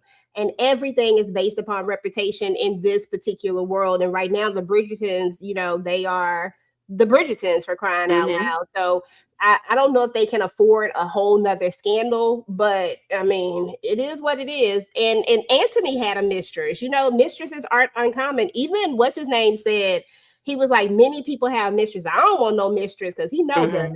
He know better than try to go have a mistress. I'm talking about Mundrick. He like, I don't want no mistress. Even Colin was like, he didn't want a mistress, but we know that they are very common to have because you don't always love the person that you marry in this world. They marry for titles, for noble stuff. Like they marry for all the wrong reasons. And you may not, the person that you love may be somebody who ain't got no doggone title. And that's the person that you love. So that's the best she can be is the mistress. And it just hurt because Sophie we know that she's a lady. Like we know who she is, but he don't know who she is. And we like, don't be asking her to be no damn mistress. Benedict, what is happening? Right. Just don't ask me to be nothing. Okay. Listen, pinnacles have been reached. Oof, child. Sorry, hold on. I'm ready. Okay. Accidentally got up in there. It just accidentally just did. I'm gonna sit it right there. I'm laying it right there. Pinnacles have been reached. Yes. I can't stop laughing at myself. Pinnacles have been reached, right? I can't even get it out. Why is man ass chickens on the screen at this moment though? Listen. Y'all see Listen, just like Aldous. Not Aldous, the man in Paradise, when he was in that shower, I said, oh, he's been in the gym. Jesus. Mark has been in the gym. Yes, he have. Girl. Heavenly Father. Keep me on the cross. Okay. Listen, it wasn't supposed to make it to the slide, but it made it to the slide. I'm sorry. It made it there. Perfect. Very much. So make me want to work on my squats. Bounce a coin off that thing. Okay. Listen, okay. Violet said she don't even know how to sit, y'all. She said, hold on, let me figure what I said. He came there, he said, yeah, she told me that the tea was gonna be up here. She said, yes, I am the tea. Okay, Violet, yes, that's right, girl. You the that tea. Part. You the tea. He said, we can take it slow. Because he started walking over there real fast. I said, wait a minute. Hold up. I need you to get that slow Morris chestnut walk. Don't come over there too fast. I want to be able to savor this thing. She said, bump all that. Listen, we got to take this thing fast. Take them clothes off. I said, well, okay, Violet. Violet said she don't know how long them children gonna be going, how them servants gonna be. She needs right. you. Okay, that part. And I done waited 20-some years when that man got stung by that bee. Okay. Girl.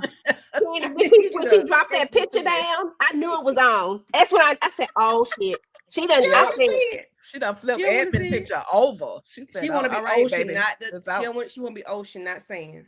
That part. Okay. Okay. Take it. What you think? I loved her lingerie though. I loved that outfit. It was gorgeous. I was like, okay then. And I wanted a little more, but they gave us what they gave us. But we used our imaginations as to, he clearly put it down because she bust out laughing at the end after it was over with. She was like, oh, I want some more.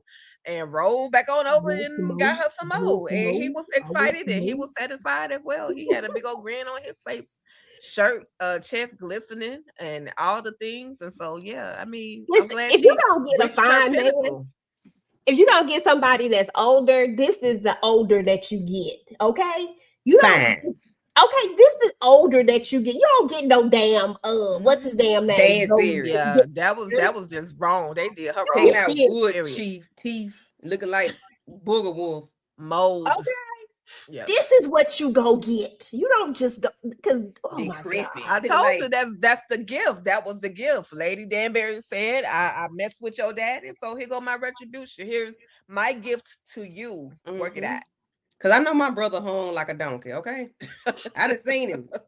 Girl. And then he dropped his pants in front of her, like, yes, Lord. Yes, Lord. She said, No, I ain't "Ooh." got none. No, I ain't got no underwear on. I ain't got Okay. none Like, on. what was your draws, sir, Marcus? Ain't got What was none. your draws? He said he took them things off with the. He He took said them he them not wearing them balloons down to off. the knee boxers over It here. was No, showing up free. slanging and hanging. Okay. He knew She what he said, came to get. "Listen, Violet ain't seen nothing like this before, y'all. Y'all know she ain't seen nothing like that before. This is Mm-mm. different for her. Yeah, This is different." it's Oh my healthy. gosh. Oh my Okay. gosh. So anyway, y'all, I don't even know if I spelled neighbors right. I think I spelled it wrong. But anyway, it don't matter. Meet the neighbors. They done moved in next to the Bridgerton. So this is definitely gonna be a problem. Because Sophie is next door. They think, they know who Sophie is, of course. And I know that there's gonna be some contention here. And I'm just kind of interested in how that's all gonna play out. We learned that Portia is the same old Portia. She ended up losing her maid when it was all said and done. Because why? Because you didn't want to pay her, and then you had the nerve to go buy yourself some new clothes and give her your old clothes. The ultimate disrespect. That broad ain't never gonna change. And then last but not least, Penn, she's still doing her thing. And I wanted to pose the question, do we forgive her? So any of these three things you guys can touch on. I'm gonna start with you, Candy, and you know, talk about it. Do we forgive her? No, because she knew what she was doing, and she was lying about the things she did, and she was telling business and secrets and stuff she had no business telling. And you hurt a lot of people when you did that. We can't forget what you've done, so we can't. I ain't forgiving her. I wouldn't. No, no, because Eloise ain't got no man right now because of you. No, no, no. You Um, already done put Eloise in the rainbow, so I I don't know what you did, talking but about. Eloise did have a prospect, and because he ain't up for what the society say, and what the status is, he pissed off about that. He said, just because I'm not, a viscount or a lord or whatever, you can't be with me. That damn heifer done ruined my life. He was upset. Yeah, no, we can't forgive her because she meant to do what she did, and she did it for years. So no. Okay. Any other thoughts over any of these other two I things? hope everybody that worked for her leave. Her and them raggedy children stay there together, and Penelope can go back over there too. You gonna Yeah, get that lady Penelope that said old she sticker living her bra best dress. Bridgerton life. Bump You, that. you go get that lady that fuzzy dress from season 1. I said no. This dress Ain't three, no 4 years old. No, ma'am. Ain't no Mm-mm. way I'm gonna be up here in this dress. What is happening here? Yeah, there they Yeah. go. Girl, that part. Smile. Tika, final thoughts over those last three, and then we'll do some predictions, and then we up out of here. The devil in the black dress has moved next to the Bridgerton family. She wants to be a Bridgerton so bad. She wants the life of the Bridgertons. Why y'all let this devil move next to y'all? Violet, while you was in there getting your back broke, you should have been paying attention to who's moving next to you. I'm just saying, but this lady has poached everybody's housekeeping and staff and all those things. But I'm glad that Portia's maid went on over there. Even I don't know how good that situation really is gonna be, because where is Cruella getting this money from? Stealing behind. But anyway, we'll see further. Yeah, but I'm glad she left, because why you want to give me your, like you said, your dusty dresses that I can probably use as mops to clean up the floor with? Why would you give me something like that? All I did was ask you for a couple of extra dollars. It's been 20 years. You've been paying me 25 cents for 20 years, and you couldn't up it to a 50 cent, up it to $1, just something to say, okay, I appreciate you. Here's this extra change, and maybe I can give you, even though I can't give you a consistent raise, maybe I can give you a bonus every 3 months or something like that. But she didn't give a dang, and then again had the caucasity to go and buy brand new dresses for herself and act like she wasn't gonna see them walking in with those brand new dresses. The disrespect was everything. Do I forgive Penelope? Hell to the no. Penelope and her little red hair can go to hell. She done betrayed the family way too much. It's gonna take a minute. I'm sorry. Can I use hell on it? Anyway, I don't use it already. But I know it's already out there. But I cannot forgive Penelope. I don't know why Colin even married this person. Like, bruh, was that the only one you was really able to get it from? Because she betrayed you too. But okay, I'm gonna let you have your moment. She must know how to handle her business down there too, which is why you still with her, and I'll let you have that, Colin. But yeah, Dang. You those are my doing thoughts. Those are my thoughts. Oh my goodness, dang. Pins, as you said, that's the only reason why. Listen, at the end of the day, I know that I'm going to end up forgiving Penelope. She did try to make some retribution. It's just going to be really hard for me to ever get there. And I'm not there yet. Like, I'm just like, here we go again. But I feel like I'll get there at some point. And then as far as the other stuff is concerned, I mean, old May, I get why she left, but it's not going to be any better over here than it was over there. I'd probably rather be over there with the Feathertons getting paid less than dealing with Cruella, because Cruella, she horrible. So it is what it is. And she's probably going to play a part in something, like figuring out something over here, being nosy, going to learn some stuff. And, maybe she'll bring it back to Portia. Portia, I don't know, because I don't trust Portia. I'm just done with Portia. It is what it is. She's just the same old, same old, same old. But y'all, we got to talk about predictions and what y'all think is going to go down. Now, word on the street is, y'all, because I still haven't read these books. I have them, but I have not read them. But word on the street is that the Michaela thing comes into play in a reimagination, not a actual thing that will happen in the series per se. Now, I don't know, because I don't know. I'm just hearsay, right? That when we get, because everybody knows the premises of Bridgerton is that each season, another Bridgerton has a love story, right? This literally is a love story. That's what the whole concept of it is, right? So eventually Eloise will have hers, and they will reimagine Francesca's with Michaela. And I think that's why they're giving us this tension that they give us, but it's not actually what happens, if that makes sense. Now, if something will happen with them, and I don't know, I would think not, because I don't know, Francesca just doesn't strike me as the type to be cheating, but I guess we shall see. So I'm excited about seeing how this is going to play out, seeing what part Michaela plays in this. Will she help Francesca find her pinnacle? Like, is she going to be the one to really help her figure out and unlock this thing with her husband, of course? But and then will we get Kate and Anthony back? Are they coming back? I think we saw them in the trailer, but when they come back, like, to what extent? Because I think it's important that you bring back the old characters. Like, we fell in love with these characters for a reason. We need to see them. And damn it, I'm still mad about them not bringing the Duke back. Like, the way I hate that they just, like, we're never going to see the Duke again. That pisses me off. Because I feel like you can make a cameo. Like, you can make a cameo, if anything. And I don't even know if we're going to see Daphne anymore, but it is what it is. And then as far as this mistress thing is concerned, I don't know if she's going to accept wanting to be the mistress. You know what I mean? Like, I don't know if that's what she's going to do. But I also do believe that, okay, so I think Tika and I talked about it. I think Tika actually says it, that the sister thing was brought up for a reason. Like, they brought the sister thing up for a reason. I forgot which episode. And he uses the word ward, right? And so maybe Sophie is the sister's kid, which would make her very much still a noble, which would make her very much still a lady, because that is the sister's child, right? So that's automatic. So maybe that's a theory, or maybe and I do believe that the will says that she's still in it. I think that she's just not giving her what belongs to her. I think he left her everything, if I'm just keeping it real. But those are some of my theories. What's your theory, Candy? You got any theories? Oh, child, I don't know. I ain't know nothing about a sister, and he's supposed to be I heard Tika say that, but okay, I missed that part. if I'm not if I'm not a child from your loins, why are you? Why can't I be amongst what?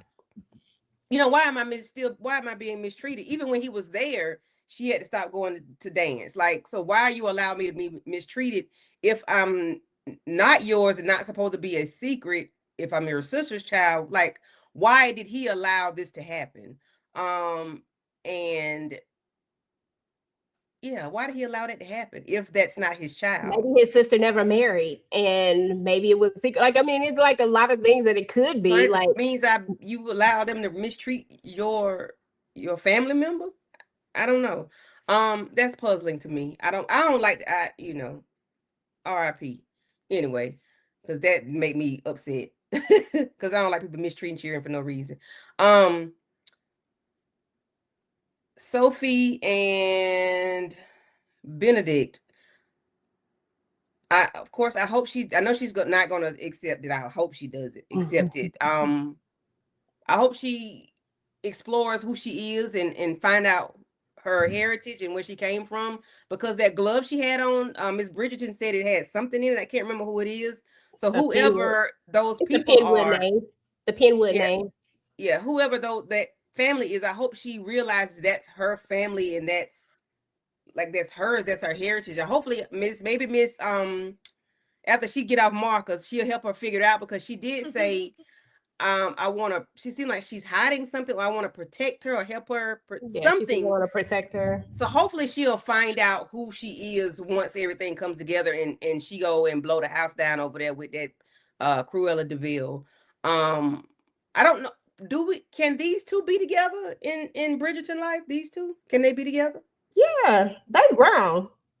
And she a lady, and he a what is he? What's his title? I forgot what his title is. They noble, but yeah, they. But Noble. I would like for them to just go ahead and get married or whatever. Like, I would like for them to go ahead and just do She it. tried to put him into the marriage. Instead of hiding. I want Yeah. them to be happy and love and not hiding it and got to do all that. Have tea.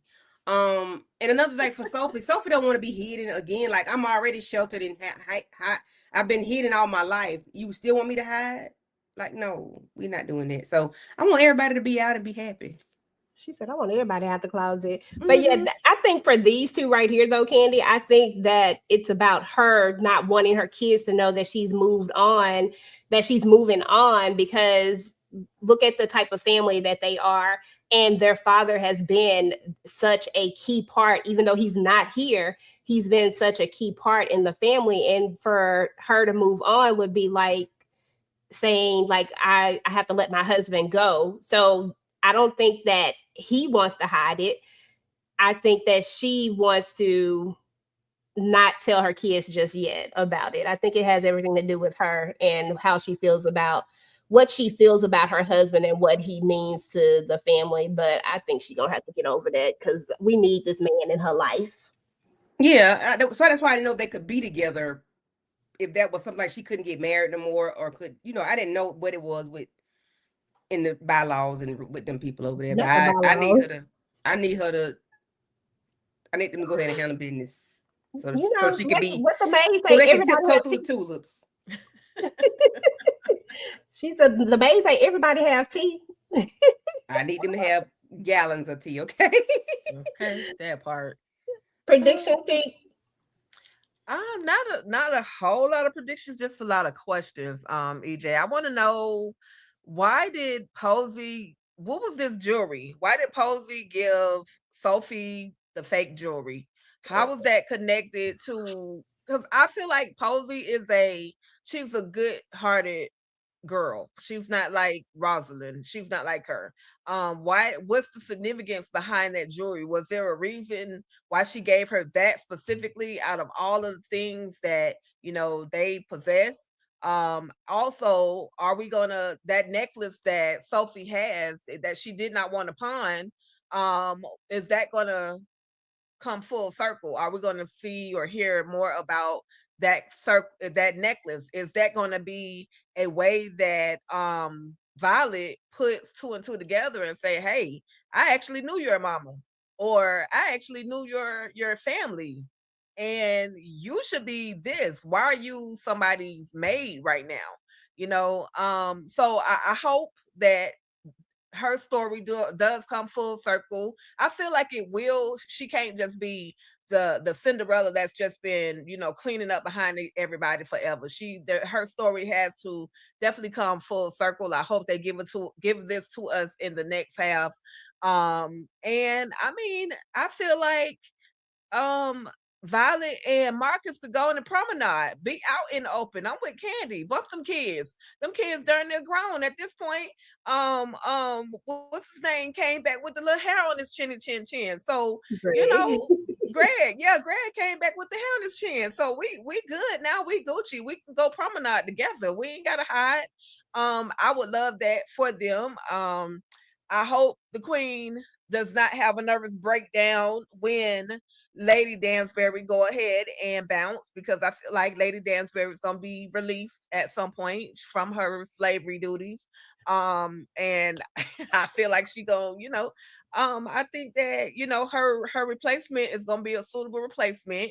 I need Penelope to be ready because she called herself making a bet with the queen. I don't know how you gonna make a bet against the queen. The queen, whether she win or lose, she gonna still win. So you out here betting that he's gonna be, he's gonna be her next choice, or he's not her next choice, and all this other shenanigans. So that's gonna be interesting to see all of that, come full circle. Again, I don't really have any predictions, just a lot of questions and a lot of things that I want to, see happen. I hope when they get in the house, that the house that Cruella is in, I hope her side of the house burned down and they take her out. I could deal with Rosalind because we can put her to maid duty. Or even she could be somebody governance at this point. We'll have some mercy on her. But I just Cruella, what she's done to Sophie is just disgusting. And I hope, where's the solicitor? Can we please get the solicitor to come forth with and tell us what's really going on? How much money does Sophie really possess? So that's pretty much it, EJ. Yeah. You I mean, said that's come where it's forth really going to have to with. come from. We're going to have to get the solicitor is going to have to come back. We know that the solicitor is the one who got all the answers, but with Violet taking such a liking to her, when she decides that she's going to leave, because she's going to leave when they move next door. They already moved, but when she finds out that they're next door, she's gonna leave. And I think Violet, like she said, she feels protective of her because she knows that she's running from something. So I feel like she's gonna figure it out. Either that or Lady Danbury. Lady Danbury be knowing everything. So they gonna figure it out. They gonna put all they heads together. And then we got Alice now too. They gonna put all their heads together and they gonna figure out what it is. And that's how we gonna figure out that really she the one with all the money. And that they really live with her. She just didn't know they lived with her. Okay? Now you be my maid. That part.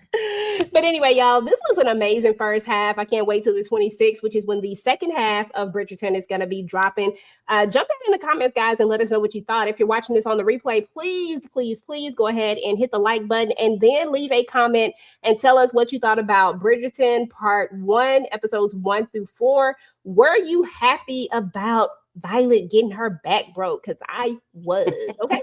And do you think that Francesca is going to hit her pinnacle anytime this season? What role do you think Michaela's going to play in this? What do you think is going to happen with the whole Sophie and Benedict situation? Will she say yes to being the mistress or not? Okay. How is that all going to work out, guys? Go ahead and drop it all down in the comments. And before we get up out of here, Candy, what you got going on, boo-boo, on your channel? On Tuesdays, I do Married to Medicine with the ladies, and on Wednesdays we do a live watch along with the ladies with Tika, Mo, and Tamika. We do the live watch along for sisters. So that's what I got going on right now. I didn't say this for the 5th time. I'm supposed to do Twin off of Tubi one day, but I'm gonna get it done. I'll probably do it tomorrow. But yeah, Twin, which is a Tubi movie with Drew Sidora. I didn't say it about 6 times, so I'm gonna get it done. Okay, that's what's Nice. up. Well, if you guys are not subscribed to Candy's channel already, please make sure to go ahead and head on over there and subscribe to her channel. Do all the things. Make sure you at least leave her a like down here on this Bridgerton video for sure. Tika Dushi, what you got going on all things ruthless? Okay. Oh, this. Oh, anyway. Okay, so I'm going to finish up His and Hers. Listen, everybody else in the world has watched all of His and Hers. So after this live, I'm going to go ahead and finish watching so that tomorrow I can give you guys the full recap of the last few episodes. I'm just gonna finish that, and then Nowhere Man, I'm gonna try to do it where I do 30 minutes of His and Hers and 30 minutes of Nowhere Man. That is the series on Stars. It's featured Notori Naughton, but she also directed or executive produced on this project. I think Nowhere Man is a very, very good movie or series. A lot of people, some are watching, some aren't, but I need y'all to tap in because it's really, really good. Based out of South Africa, Johannesburg. But they come with the great movies. I'm just saying, and this or series, and this one is very good. So the Nowhere Man is what else I'll be talking about. Of course, on Wednesdays, girl, y'all, they don't let your girl in the sister circle. So I will be with Candy, Monique, as well as Tamika as we talk about season 10 of Sisters. And y'all make sure y'all head over and check out the replay. We had a great conversation on about Sisters, the after watch, talking about it after we watched it. Okay. And again, thanks to Candy and the ladies for letting you girl join the sister circle. I give anything a name, don't I? But I loved it. And then of course, talk. Like we got some shenanigans going on. For those of y'all that don't think that Queen, I was about to call her Queen Catherine. If y'all think Queen Charlotte is justified in the way that she feels and is refusing to allow Lady Dansbury to leave, come check out my video, check out my petty debate. Let me know what you all are thinking. Of course, EJ is going to follow up with another video, another petty debate, because that's just what we do. It's all in fun. It's all out of love. We just love giving our perspectives on certain things that happen in these TV series. So so far so good. We also got some interviews that drop. We got so much going on Talk That Talk Media. Oh my God. And for those of you that help us cross the 500, keep sending the live to your friends, tell a friend, tell another friend, so we can just keep growing. But we do appreciate those of you who have already subscribed. And that's it for Tika. EJ, what you got? They go Candy with them lights, okay? Turn up the lights, baby. Okay, as far as TV Junkie is concerned, I dropped my predictions video for the family business. So definitely go and check that out. I'm actually working on new content for the channel, trying to figure out exactly what's going to be going down. So make sure that you are subscribed to the channel, or make sure that you have your notifications turned on if you're already subscribed. So that way you'll know when I drop some new stuff. I did relationship goals. We did a watch party for it, and we did like a little live watch along and stuff. So you can definitely catch that on the replay. But I did actually post the after conversation between myself and Kate Bly. So yeah, definitely check that out. I enjoy relationship goals. I enjoy looking at Method Man. Never mind. It was really nice, man. Okay. It was a nice little watch. So definitely go check that out. And then, like Tika said, Talk That Talk, I'll actually be dropping our reaction here soon. We typically drop reactions on Wednesdays, y'all, but we had a little hiccup and we're having to drop the reaction later. So I'll be dropping that today. I just got to get the thumbnail put on there and we'll get that live. So you can actually see everything that we said and thought as we were watching the show for the very first time. And if you want to see the full thing, of course, it's already up on Patreon. All of the completely unedited, all the stuff. Trust me, it's ridiculous. Some of the things that Tika and I come up with when we're watching these things. So if you want to see that, you can always visit our Patreon and consider becoming a member over there as well. So listen, with that being said, I think that's pretty much all we got. Oh, we do have our interview with Alan Uwe that's going to be dropping this Sunday. So please make sure to come and check that out. And then all of our other interviews that we've had so far, please make sure to check those out as well. They're all on the channel. Our docuseries that we've basically been doing where we make our own original documentaries, please make sure to check those out. I feel like they a vibe. Like, I feel like we do a darn good job on them. So if you are interested in those, please check those out. It's just so much different content over there on Talk That Talk. Trust me, it is something over there for everybody, between the reactions, the reviews, the docuseries. And then, of course, we have our game night with our shenanigans every single month. And, of course, we'll have another game night that Candy can try to come cheat on, and like she typically do. But we just get used to it at this point. We're here for it. You know what I'm saying? Like, we know what's going to go down. So I'm going to need y'all to stop. The hateration. No. Don't say y'all. Don't say y'all. Don't do that, Tika. Don't say y'all. You already know what it is. You see which way you pointing at. Yeah, you pointing at Candy. Yeah. Yeah, she pointing at me. Yeah, she pointing at you. Okay, I'm gonna do both. I'm gonna do it this way then, since EJ want to play.